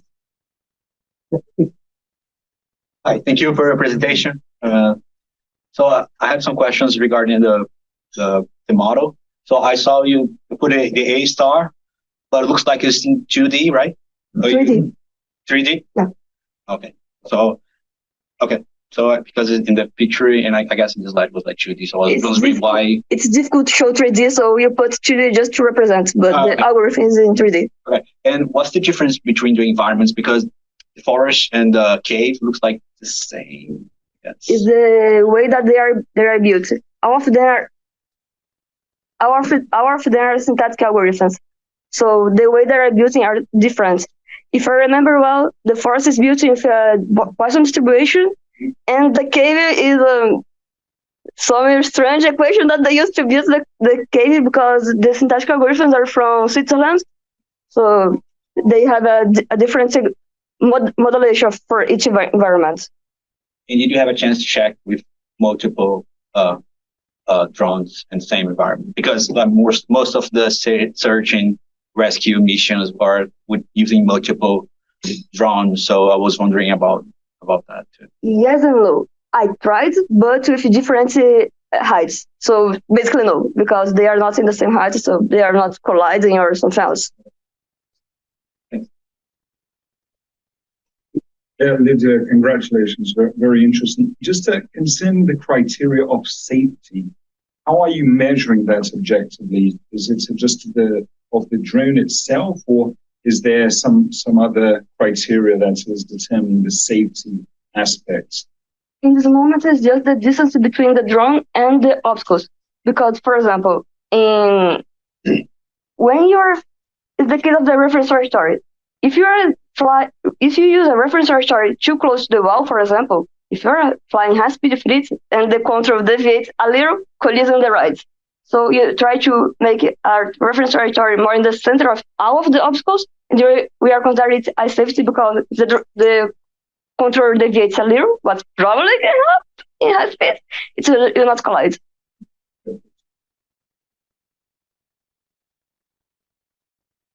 Have you considered measuring errors outside or wind or sensors on the model? Yes, next research.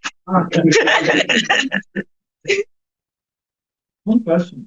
Hi, my name is Leonardo. I'm from the Aeronautics Institute of Technology. I got a little confused in one thing. You showed us a model that you had the teacher model, right? That was a multi-layer perception, and the output was the action. Yes. And you used these actions to give the rewards to your DQN model, right? To supervise the rewards there. Yes, supervise the rewards, right. This model is, when you compare the results, this was your model or the DQN curve that you showed? The final model is the DQN. Okay, so that model that you showed is not the. If you could you go back to the slide? Sure. Okay. Yeah. I guess it's here now. Yeah, this model. If you go to the results, no, yeah, it's our approach. Our approach is the student policy because the student policy is the one that you use in the real flight. The other one is just for the train phase. The student model is the DQN. Yes. All right. Yes. And then the action that the DQN will pick, the most probable action, is what to do next. Yes. Right? You run inside a port to get to the full trajectory. Yeah. So the input is the environment, the camera, and everything. The input is the position of the drone, the rotation of the drone, the obstacles that the drone are seeing, and I forgot the last one, the goal nodes, because right. And then you run this student policy at every instance during the flight.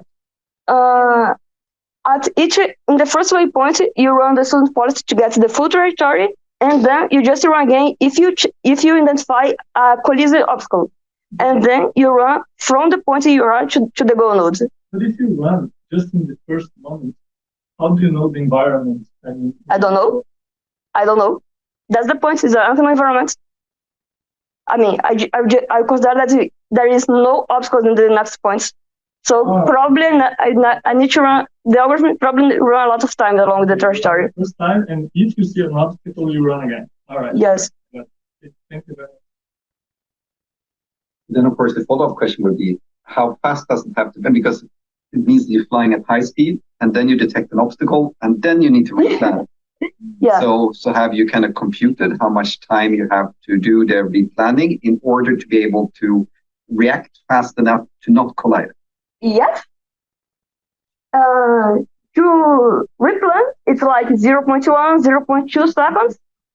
But to identify an obstacle is more like 0.5 seconds, but not because the algorithm. It's because in this case, we are using an Auster sensor.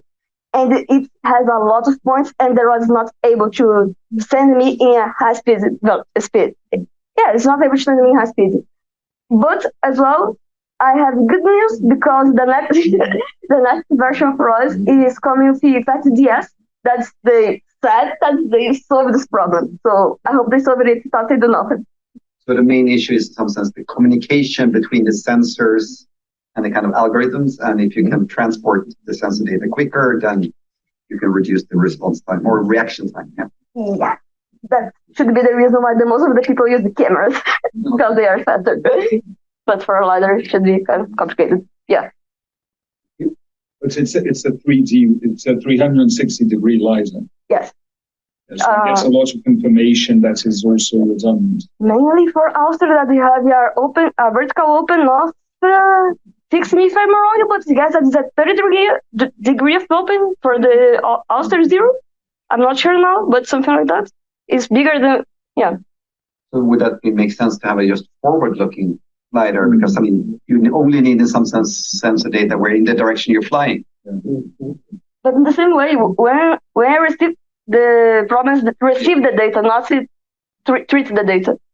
So I need to receive less data in some way. Maybe I just get the point cloud from that camera, maybe. Could be a solution, I don't know yet. And you might get the situation and you start going backwards and then... Okay, thank you very much for your presentation. And our next speaker is George, who has been also working in my research group for the last year. Okay, thank you. I'll put the chrono to not over time, and I will use this pointer. Okay,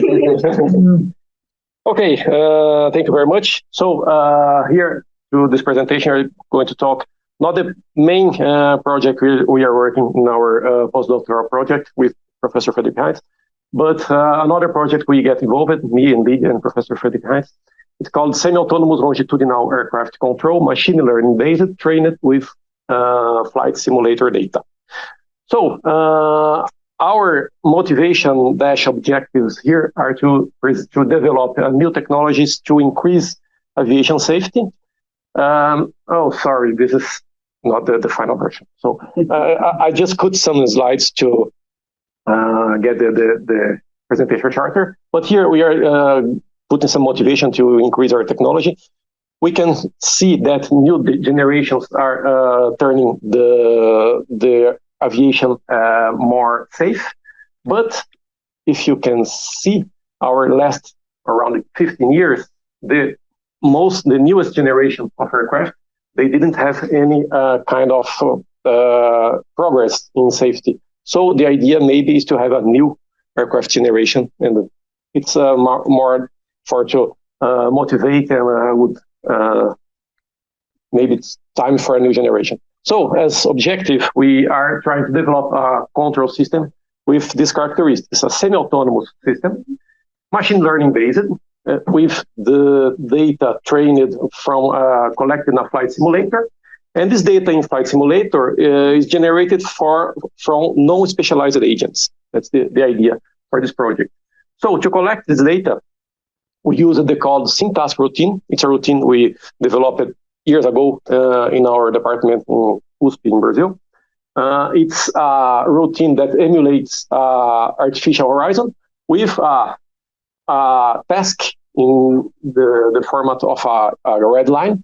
So this task should vary, and the pilot or the agent who is piloting should follow this task. So here it's an example of a task. So in this case, the task should start in -5, then goes to 0, then goes straight from -10, back to 0, and so on, following this profile. This routine was developed in MATLAB, and it's flexible with the possibility of changing the number of players acting simultaneously, to change the aircraft dynamics, task profile, and response of the control surface, among other things. We are using the routine in a lot of developments in this case. So using the routine, we made a data collection where we used this architecture. So the SynTask routine, one agent we call pilot, but it's a volunteer with no pilot, no pilot abilities, as you can see. And it will interact with flight control in the format of a joystick, and that data was recorded. This is one example of the data collection. And as we can see, he has no ability in piloting at all. Okay? And we collected 23 data like this, and the data collected, we have 23 sets of data like this, and in this case, it's one of the 23 examples, and the data was to follow a sinusoidal task from -10 to +10 degrees, and the red line in this case is the task to be followed, The green line is the pilot action, so the joystick deflection. And the blue line is the aircraft response to the pilot action. And so in a perfect task accomplishment, the red line and the blue line should be coincident, which is impossible, but that's the idea. So also we have 23 sets of data like that. We proposed the first attempt of the network for data optimization. So this is our first try. We have the pilot acting in the aircraft dynamics. So we have the aircraft response, we call theta. And we have LSTM neural network and a random forest trained, and it should give the pilot action prediction. In other words, the pilot inputs a command in the aircraft dynamics, and we have the response. So we do the opposite. Given the response, we ask for the network, okay, for this response, what the pilot should do.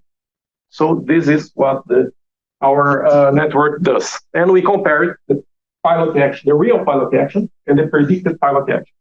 So as first result, this is what we have.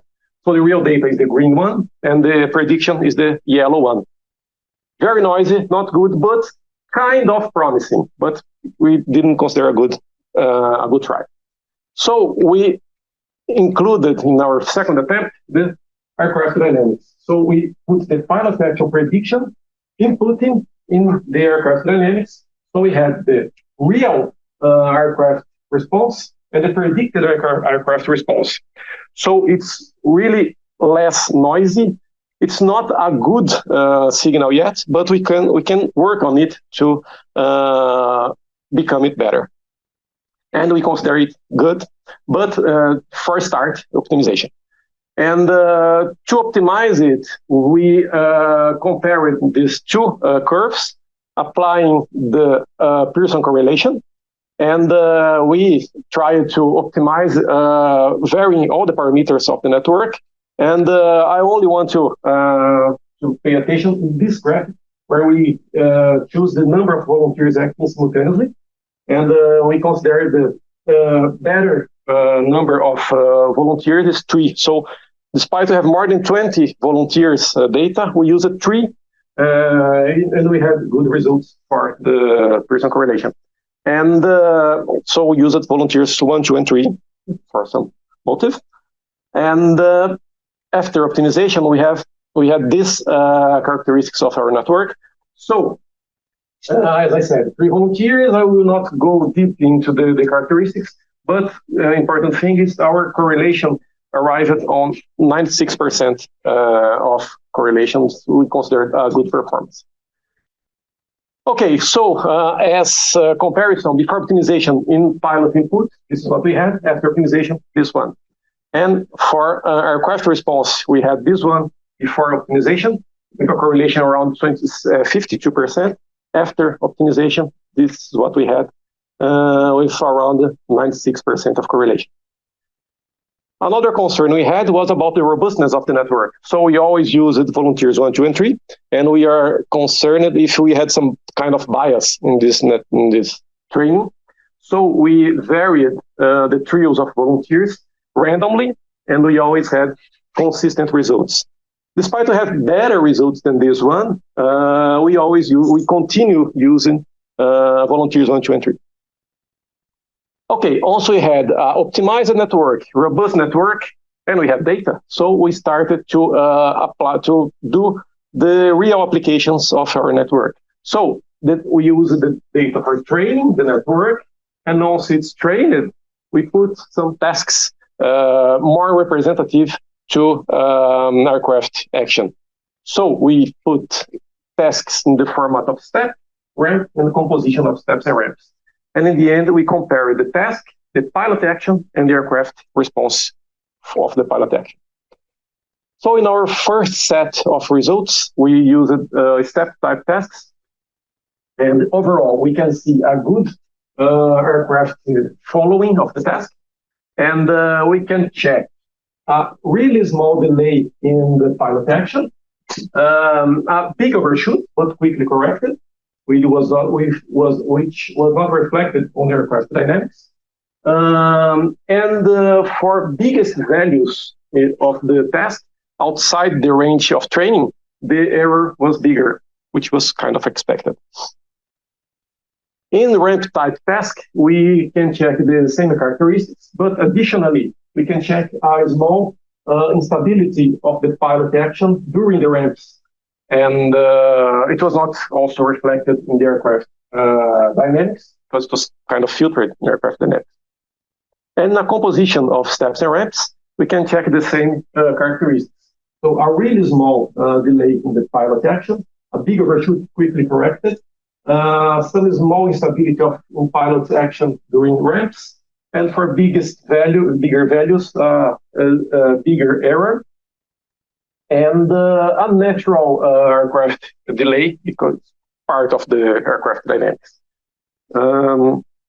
And this graphic generated this video where you can check the action of the system for different tasks. So we can check a really more behave and really more accurate behavior of the system. We will not see the whole video because we don't have time, but we can check very better performance of the network than in comparison of a human pilot. It's a kind of couple of seconds. Okay, moving on. For final considerations, we have as conclusions. This proposed network had consistent results, even trained with generic tasks performed by non-specialized volunteers. In other words, we have a person that doesn't know how to pilot, and this person teached the machine to pilot. Personal correlation had shown a good metrics for this network optimization. The pilot reaction prediction by the network presented a small delay, very shorter than a human pilot. A big overshoot, but quickly corrected. And for attitudes outside the trained range, the errors observed was substantially bigger, which was expected. And for future works, we have a lot of things to propose, but we can list here using this type, other types of network, for example, a transformer, despite of an LSTM, to apply this network in lateral directional dynamics, not only longitudinal.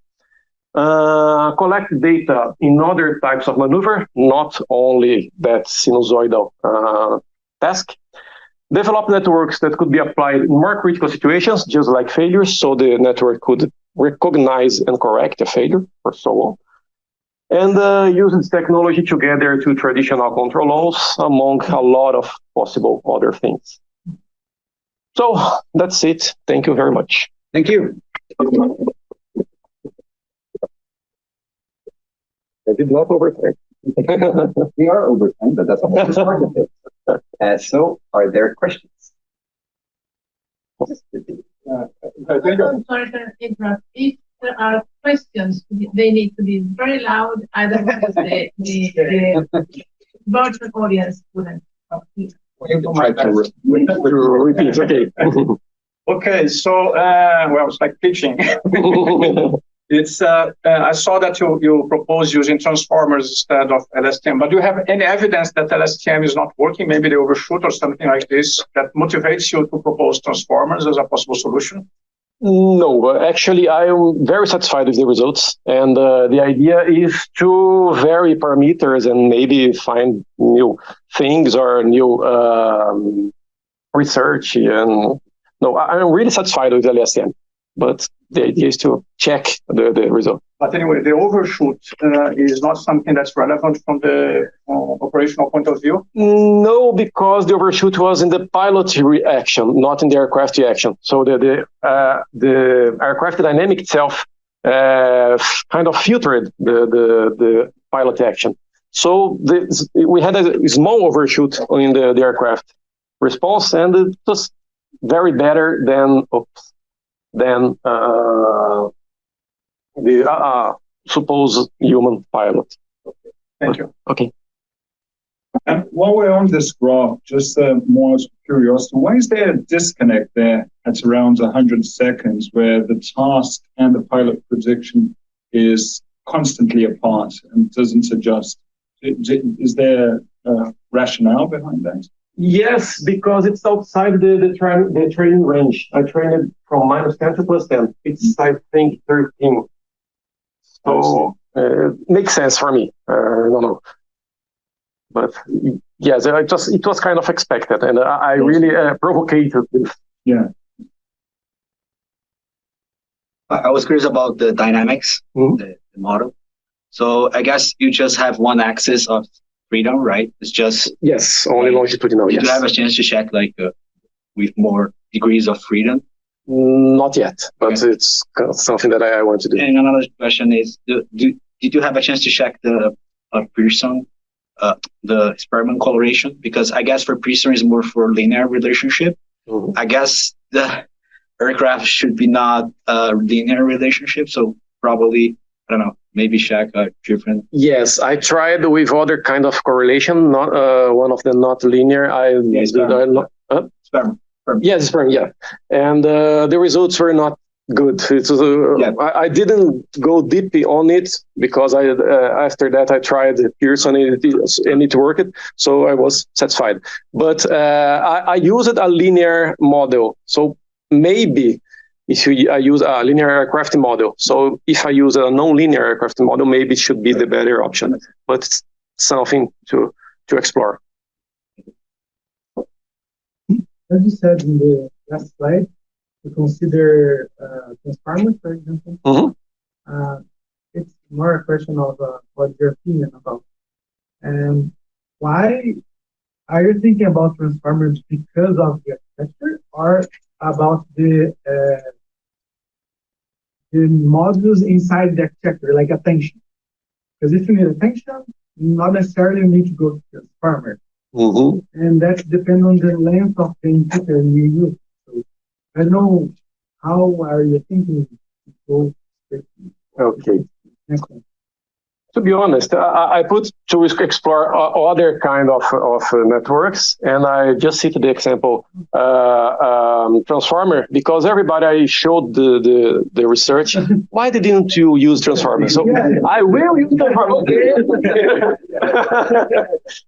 But the idea is to check with other kinds of network, not exactly transformer, but just to satisfy people who ask me a lot. If you consider LSTM, then attention, then transformer, it makes sense to evaluate if the attention model is relevant or not to go to transformer. Otherwise, it's not. Yeah, probably. Yeah, you're right. But that's it. The idea to use other kinds of. But hi, George. Hi. Thank you for your presentation. It was very nice. If you could go back to the slide of the architecture. Mm-hmm. Yeah, that's. Oh, no. The architecture of the network. Yeah. Okay. Oh. Okay. No, right. You had beside the LSTM, you had the random parts, right? Yes. And they received the same input. And the output of the random parts, if I get it right, goes as an input to the LSTM, right? Yes. Mm-hmm. And what is the random forest predictor? Let me. I think in another slide you had it written, I guess. And you said it was basically correct action for the pilots, the pilot prediction, and then it is Yeah, my question was like, when the random forest is predicting the same thing as the LSTM and giving it as an input. I think no, I think this one is better because we have the LSTM trained and the random forest trained also, and then the trained networks come from here. And so the idea is I use it as an input. This one's better. We use it as input the aircraft response. So for this aircraft response, what the pilot should do. And here we have the pilot prediction of what the pilot should do for the pilot this aircraft output. Yeah. And here the LSTM, the idea is to correct or to reinforce the action of the pilot. The first prediction, the second model. Yes. Mm-hmm. Yes. And then but the LSTM, it receives a time series, right? Yes. And then you are just concatenating that prediction to time series to fit to the LSTM? Yes. Yeah. That's it. Yeah. Right. And just a second. Why did they use non-pilot to get the training data? It was because you didn't have a pilot available? Both. At the beginning, I didn't have a pilot, but the idea is really to get this thing, to get a non-trained agent to train a machine. So that's the idea. So using it, we could use any people to do inputs, and it's a good generate a good data for training a network. That's the idea. It was not my initial intention, but at the end, it was a good thing because it demonstrated that I didn't teach the machine how to pilot, but I teach the machine, okay, if you do this, the aircraft will do this. If you do this. And that's the idea, and worked surprisingly worked well. The problem is when you put more degrees of freedom, probably going to be more mistakes in the data set, and you should probably get more. Yeah, and probably three, yes, more specialized, and probably 3 agents will not be enough. Yeah. Thanks. Because actually, then I'm very curious, because in some sense the question becomes, how bad can the people be, and there still be enough information in the kind of input in order to learn this? Yes, it's something to be a question open yet, but yes, it's something to be. Isn't that in some sense very surprising that having this kind of amateur input is sufficient to be able to learn a more, would say, qualified result, qualified behavior? It was very surprising for me. And another interesting thing, it is when we had this kind of instabilities during ramps, our data for input was in sinusoidal signals.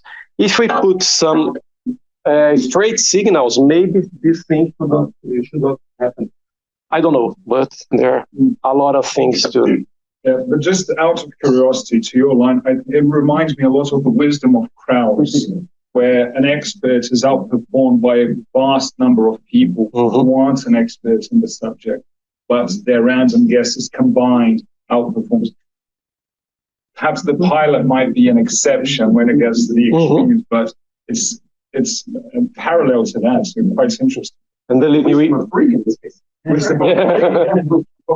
and believe me, we had really bad pilots. I like how you compliment your volunteers. Okay, so thank you very much for your presentation. Thank you. And for discussion. So we have to move on a little bit. So our next speaker is Aneta Bulgarakis from Ericsson, who will talk about AI and telecom.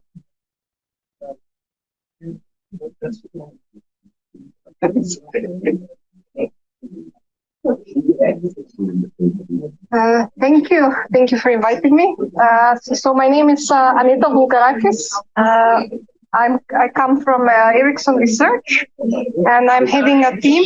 In order to keep the online audience, there are not many, but there are a few that are following us from Brazil, I guess. Thank you. So my name is Aneta Bulgarakis. I come from Ericsson Research, more precisely, and I'm heading a team that is working with machine reasoning and hybrid AI. And part of my team is located in Brazil, and this is one of the reasons why I'm also here today. So interesting. I think it's an interesting topic because we maybe don't hear so much about how AI is applied into telecom, but there is a lot of AI in telecom. So first, let me start with why do we need an AI in telecom? Here's a roadmap of how the internet has been developing over the years. So first, we had something in the 90s. We had a fixed internet. So with every internet or with everything with this, we get also data, a lot of data coming in. Then somewhere in the 2000s, it came mobile internet. Then there was a 3G. Then we got things of internet. That was a lot of small devices that have been connected with 4G. Now we hear a lot about year-over-year. and this is the immersive internet or the metaverse. And what we expect to come is the 6G. So we expect to have human-centric internet. So that's the internet of skills. And what that means is that, for example, if you're a surgeon, you will be able to remotely work over the internet without feeling that you're remote. So you will be able to sense and feel. All the senses will be active as you are present in the operational hall, for example. And of course, we don't want that this development goes into machine-centric internet, something at the singularity. Let's hope we don't get there. So this is like a more broad view, but then also where AI plays a role is that, of course, we also want, with every G, it comes a lot of, as I said, data. It comes a lot of more to manage. The complexity grows, and this is where also we can apply AI. So with AI, we want that all to address the complexity and to reduce the cost of AI and automation. But it's not only that; it's also actually we want to apply it to build more sustainable networks. So also to give you a picture of how much there is of optimization needed in the network. This is just a simple parameters that exist in one base station, not in one base station, but when we have a typical city of, let's say, 100,000 to 500,000 people, if we see between 2G and 5G, how many parameters exist. So with 2G, we had about 5 base stations in a city. And then if we moved over the generations and with 6G it would be even more, we can see that we have about, as I said, a middle-sized city with the size between 1,000 and 500,000 people. We have about 2,000 parameters in 5G to optimize, and we also have about 510 base stations. So this is quite a lot, and this is what AI can help with. Then we also need to eat our own food. So that means we are applying AI into validating our software, so internal products, internal services, but also what we provide to our customers. So validating our software, validating our hardware, validating our products and services. And this is just one example of also how we have been applying AI, or at least how we have been proposing from Ericsson Research where AI can be applied. And that's for inspecting base stations, and for using drones and to inspect the base stations, and also using, this has been a couple of years, using mobile phones to inspect the internal cabinets of the base stations. Another why is where we can apply AI to build zero-touch systems, to make the network zero-touch. So what do we mean by zero-touch? We mean that we want to remove the humans from the control loops as much as possible, but to keep them in the higher loops. So we don't want to have something that is in a scenario 0 there, where the human being sits there and just presses and does all the automation. There is no automation basically there; everything is done manual. We also don't want. There is some automation, that there is some software doing the automation, but for every step, the human is still asked. We want to move more towards this picture 2 or 3. So this is what we mean by zero touch. But of course, the human should be there where it is necessary. So humans will be still available, but in the higher ends. So they will be providing intents. They will be specifying what the network needs to do. And also, whenever possible, they will be able to understand, intervene, and understand why certain actions have been taken and who is responsible for these actions. So coming back to that we want to have, we want to understand the actions as anyone today.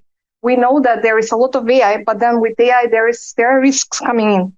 So Ericsson has committed to follow the principles, ethical guidelines coming from the European Commission on trustworthy AI. And this is the 8 rules that the European Commission says. So it says that, human autonomy is paramount. We need to make sure that the systems are transparent. So the algorithms that we build, that we deploy, they are transparent, they are explainable. We need to provide traceability of the actions put into the system, and to trace who has given these actions. We also need to build the data, that is there. It needs to be unbiased and needs to be non-discriminatory. We need to make sure that our systems and our solutions are robust and safe. And then we need to respect the privacy of the users, whoever they are in that particular scenario. And then, of course, societal well-being and actually sustainable. So we need to make sure that our solutions are also sustainable. So this was the why. And then what do we actually do with it? So we have quite broad competence in AI in the company. And we work with, I would say, with the whole spectrum of AI. So we work with AI in control. And this, what we mean by AI in control is reinforcement learning mostly. But there are also the other techniques that can be used for AI in control. And then we also work with distributed intelligence. And by distributed intelligence, this is federated, split learning, and so on. We also have solutions and teams working on cognitive technologies. And I would say this is where I mostly come from. This is the machine reasoning, the meta learning, inference, and hybrid AI. So integrating learning and reasoning, this is also something that we are looking at. And then closely to it is trustworthy AI. So we work with explainable AI, safe AI, privacy. As any other company in the late years, we have also started working with generative AI. But not only large language models. Actually, as we know, generative AI has been here for a very long time. So we have been working with, for example, with GANs, and in the late 2-3 years, we have been working also with large language models. And last but not least, I mean, we will not have an AI. We will not have an AI if we don't have an AI infrastructure. So we also do some research on how to use GPUs, how to use neuromorphic and quantum computing for accelerating AI. And then when you have all this, when we have all this on the left, then with this we can provide value to our company. So with that we can improve the efficiency of our products and services. We can boost the customer experience, and last but not least, we can also build new revenue streams. To maybe put in another picture also more fine-grained is that, as I said, we can have automation to increase the effectiveness. We can apply AI for performance improvements, for energy and sustainability, security and trustworthy AI, new businesses. And last, you will hear a lot about AI native networks. So this is also where AI is playing a central role into 6G. And I like following, these cycles, Gartner hypercycles for AI. So what we do is basically, I think we are very good in, detecting where the trend is going and being very active in the technologies that we see we have a future. So, for example, we see that neurosymbolic AI is something that we see that will hit in the next 10 years. And this is something that we work quite a lot with. And I like, by the way, Amy's presentation this morning, earlier. So that's also something that we work. But we also work with causal AI, generative AI, and so on, as I mentioned. So then how do we do? This was the why, the what, and how do we do? So it's you cannot have AI applied and to have forward-looking AI if you don't have quite a big team. So we have a pyramid system in the company. So AI is everywhere in the company. So we have quite a broad competence at the bottom of the pyramid. So that's in our development units. But then we have also something that we call Global AI Accelerator, and these are a team of people that are trained. So they are like our internal consultants, and they are trained to help and to speed up the transformation from research into our products and services. And last but not least, at the top of the pyramid, we have the biggest brains in the company, as I would like to say. So this is Ericsson Research. We are about, I would say, 100 plus people only doing AI research at the company. few examples of what we have been applying AI in telecom. From the last 2-3 years, so we have been applying AI for antenna tilt optimization using reinforcement learning. So what it means, antenna, when you have different antennas close to each other, that you don't want that the signal interferes, but you at the same time you don't want that there is a waste, that there is not a coverage of the area. So that's why you want to end up in a situation where there is an optimal coverage. And how this has been done in the past is by using some rule-based systems. And this is, of course, a control problem. So where do you then, of course, how do we define it is reinforcement learning. And here there are many different variations of reinforcement learning that we have been using. This is just one example, but we have been experimenting with, single agent, multi-agent, and so on, different solutions that are there. Then to the right, I have a cognitive layer, another work that is I can say it is something that is very close to neurosymbolic AI or hybrid AI. So we have been applying AI for building intent-driven autonomous systems. So as I said, we want that our networks are zero touch. So that means that we want that our customers interact and say what kind of networks. For example, if they want a certain deployment of a network, they only specify declaratively a certain intent. So this is what I want. And then out of that, our system, this cognitive layer, can understand what are the needs, can understand what does it mean, which agents needs to be active, what kind of knowledge, what kind of data streams needs to be inferred from, needs to be trained, and so on, and then which agents needs to be there to provide the predictions and actually the actions that are there in the system. So I would say this is one interesting example of using neurosymbolic AI into a telecom world. Then we have been also active the last, we all know about Corona, of course. So we have been active in in projects where we can use telecom data for predicting how a certain disease, will spread, and then to also understand where you might need a bigger capacity in the hospitals and so on. So this is one example that we have had projects with, for example, with Sahlgrenska University, with operators in Sweden. And then also to the bottom right, there is some example of using AI for energy optimization and recommendation what kind of actions to do in a telecom. So by using different sources of data, which is here is performance counters and other configuration parameters and other types of sources of data, plus domain knowledge, and specifying certain KPIs that you want to have into the system related to sustainability, but it can be also other types of parameters. We have been building AI algorithms and deploying algorithms to optimize and to decrease the energy footprint into our networks. And as I said, as anyone today, we have also been working with generative AI. So just recently, some people have from my team that have published a paper on using generative AI in telecom, and there is a link if someone is interested. Today, actually, we will have a blog post on this one, so it should be available online already. So in short, generative AI, it's not only about building chatbots, it's also can be used in many other areas. And what we have been looking is that in short, it can be applied in 4 main areas. One is for semantic communication, so where you don't need to send the whole data.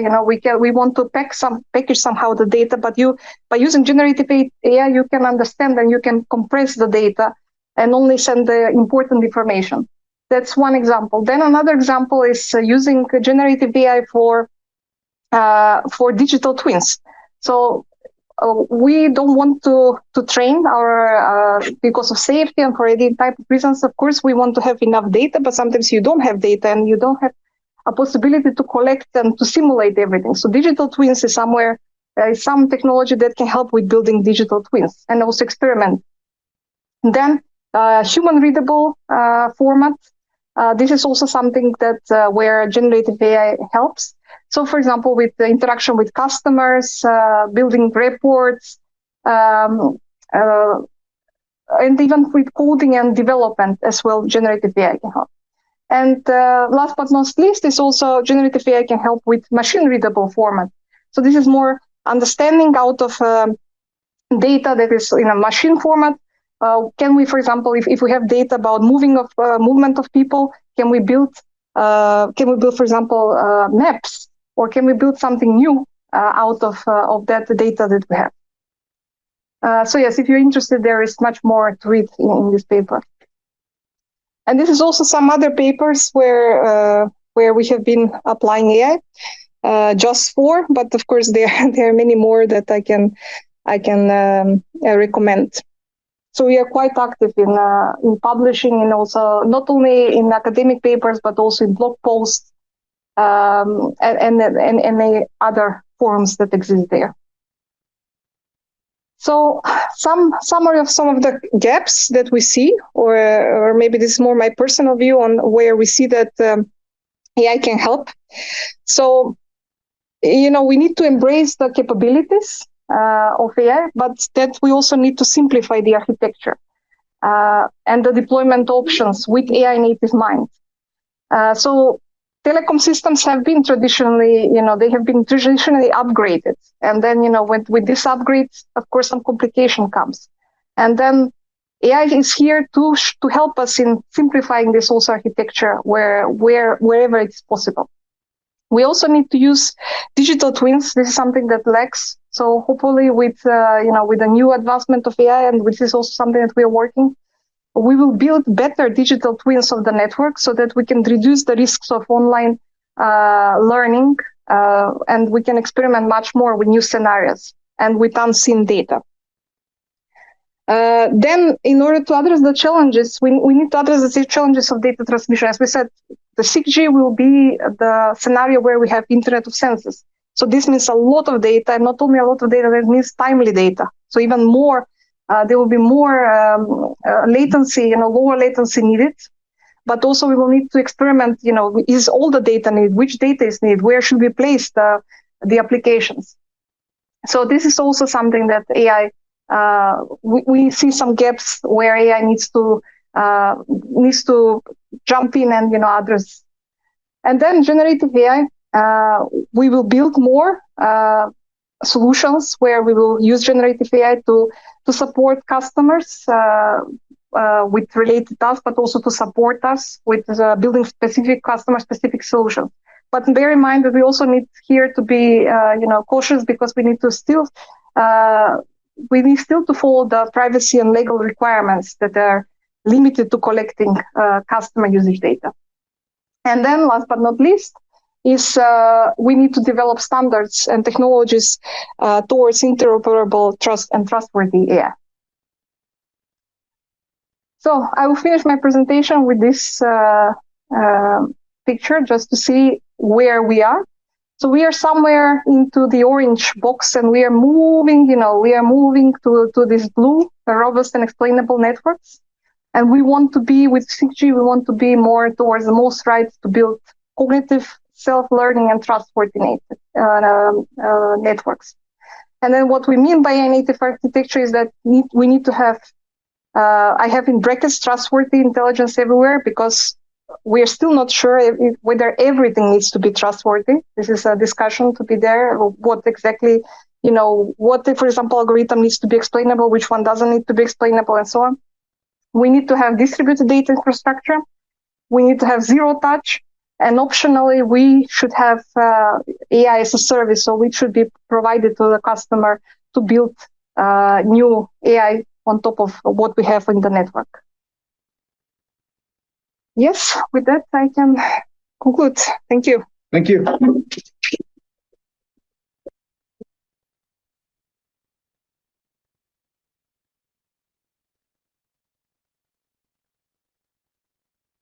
The point that you've been talking a lot about this in your presentation is the idea of the native AI structure, right? And this is an interesting point, because in order to build this data-driven infrastructure, you have to do it on the fly, let us say, because you have the technologies that are advancing, and you have the applications and the possibilities of using AI as part of the service over an infrastructure which is already existent. What's your view on this, and how is Ericsson going to take care of that in the long term?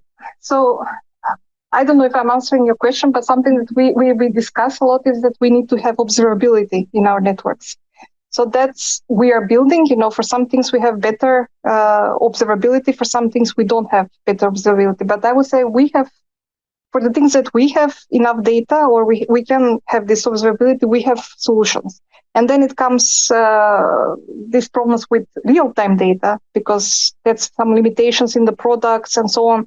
So yeah, with the generation with this, which goes with as AI develops, also our products needs to develop so we can use the benefits of AI that are there. Yeah.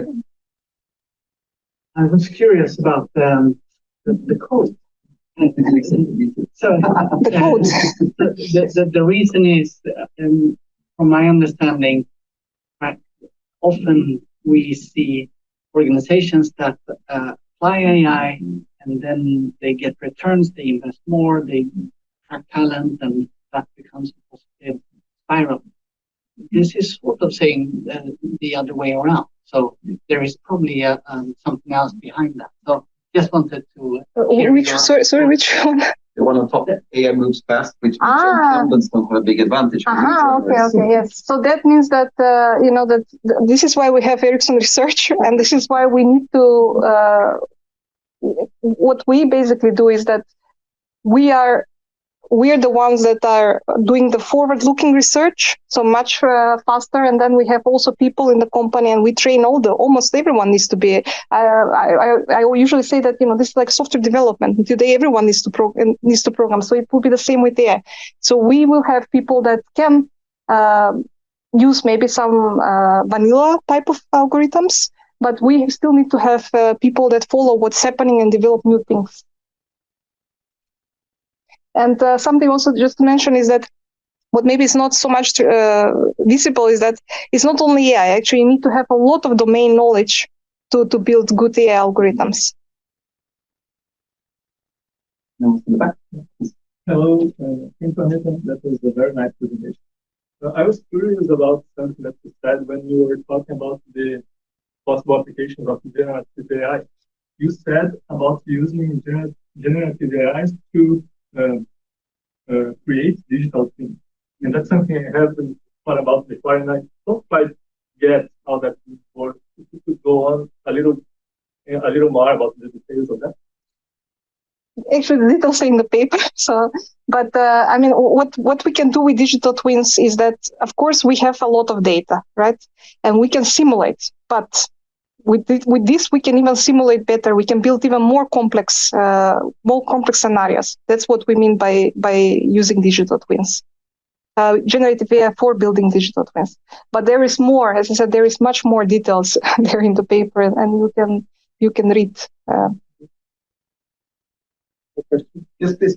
You mentioned the energy recommendation engine, right? Mm-hmm. What is the TRL of these kind of applications? Is it top TRL or is? So I come from Ericsson Research, so we don't develop products, but we develop together with our business units, and sometimes we also do together with customers. So with some they are still in the research, mm-hmm. but with some they are actually in our products. So some solutions we have, for example, we have solutions for energy optimization for sleeping modes. I don't know if you know that. So when the base stations, sometimes they don't need to be active all the time. Mm-hmm. So where they're sleeping, you don't need to, that you can save energy. So that's kind of solutions there exist already. And you can commercially find them, as services provided from Ericsson. Thank you very much again.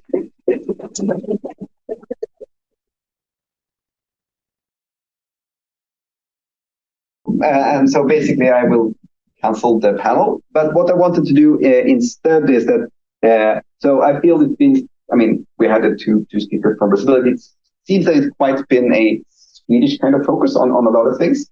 So therefore, I would be very curious to hear from the kind of Brazilian participants here, if there's something you want to add, or, I mean, are there some interesting comments? I mean, you had good comments about collaborations and possibilities for internships. So I would be interested to hear if anyone wants to add something. Yes, please. So I have a question regarding that topic. Is mainly the two companies again. I'm sorry about it. Is if you have a cooperation, a formal cooperation with a research institution in Brazil. I'm asking from the healthcare point of view, because the rare disease can be more or less frequent, depends on the country or place. And of course, in Brazil is now by the diversity, so have wide spectrum of people and colors and different kind of diseases. And if there is a cooperation, how do you fit? Because you have the restrictions and laws from students, but you also have from the other countries, and usually they are very different.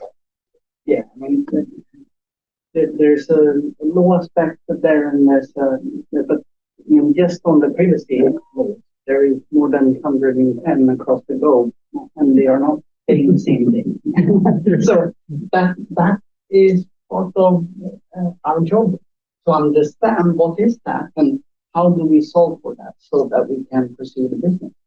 And so we do put quite a lot of effort into that, but we are increasing that now. And if there is someone that is aware of this being a service from somewhere and we're interested in knowing, I think that's it's a fantastic area that would serve the world good, because the regulations, not only on privacy, but you know, data shall not move from the country borders.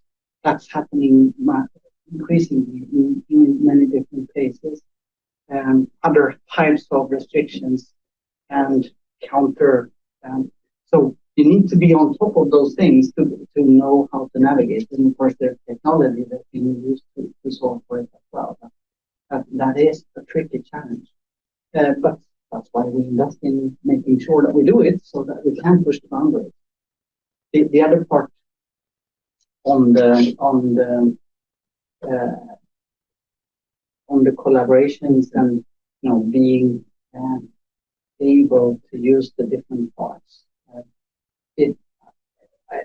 If I understand the situation right in Brazil, you have quite good electronic health records and access to it. So that's a great opportunity area, I think, for collaboration. And if we would have gotten to the panel, in terms of opportunities, that is one, because as we speak, that Brazil version of it, that it has a health connection to it, and I mean that would certainly be one of the opportunity areas. Yeah, I would like to add something on this respect. I mean, regarding research in oncology using machine learning techniques, right? A big problem that we have with medical data, especially for oncological treatment, and you might confirm that, is that in general you don't have much data, and data is incomplete in various senses. One of them is that you have situations where the patient abandons the treatment for different reasons. And what does that mean? That the lack of data is as informative as the data itself, right?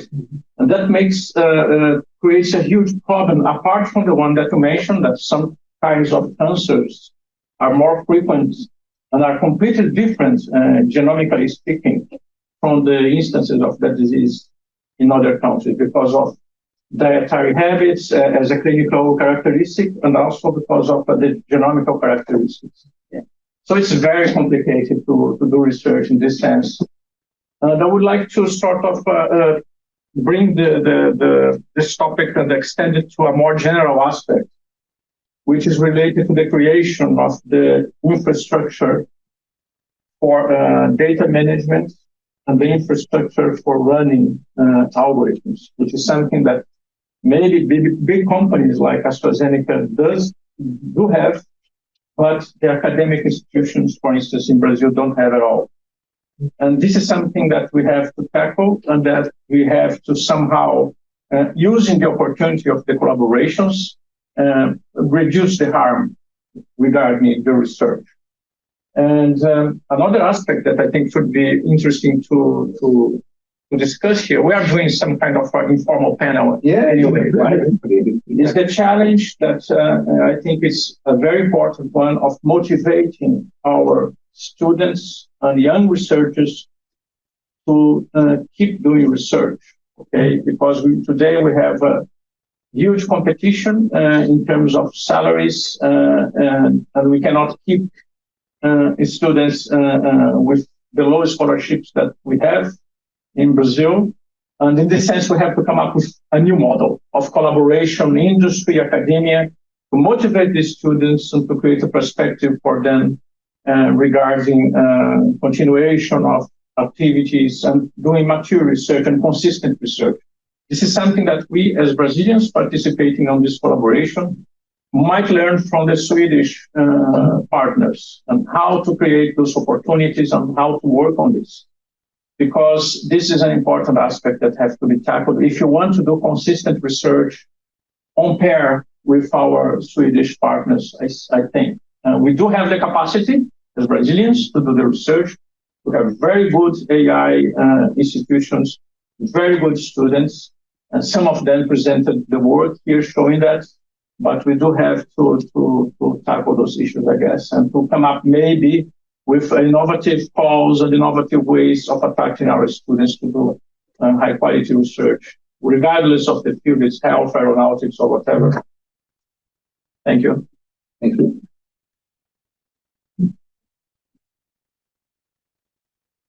Yes, please.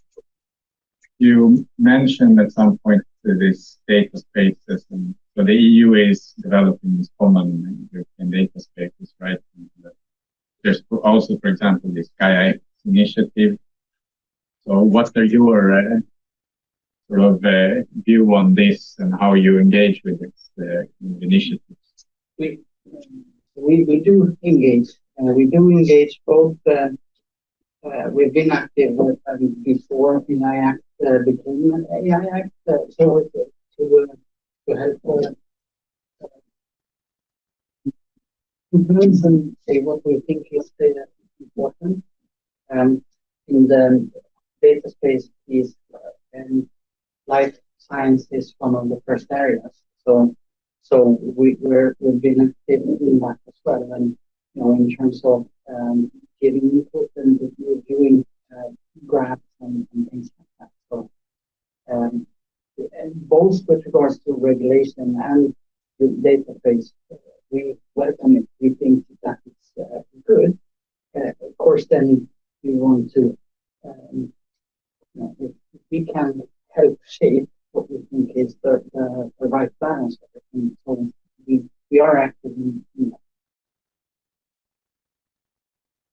Okay, so I'm planning to wrap things up, and I would like to wrap things up by asking Carlos to kind of reflect and summarize the day, and then we can proceed with the lingo afterwards. Oh, sure. Well, thank you, Frederick, for doing all this organization of this workshop with Evelena and other people that certainly helped setting this up. I think it was great to have people here. I think it was a very enriching experience of combining the part on more academic related research together with experiences from the industry. And I think it was really, really interesting. And I would say we learn a lot from those interactions, and we will keep doing this work, right? And establishing our AI community and looking forward for next year. We are already in November, with still a lot of things to do until Christmas, but looking forward to our activities next year, and then The Brazilian side will be more in the role of organizing the events and so on, and we have this alternation of year-by-year activities. You set the bar high, but we'll do our best. Okay, guys, thank you. You have the weather.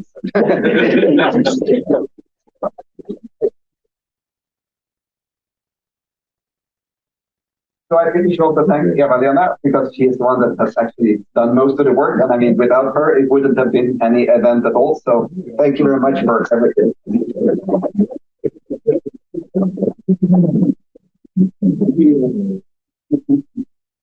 Okay, so that concludes the day. I hope you enjoyed it. And now I think hopefully there will be some more refreshments. If not now, at least in a few minutes.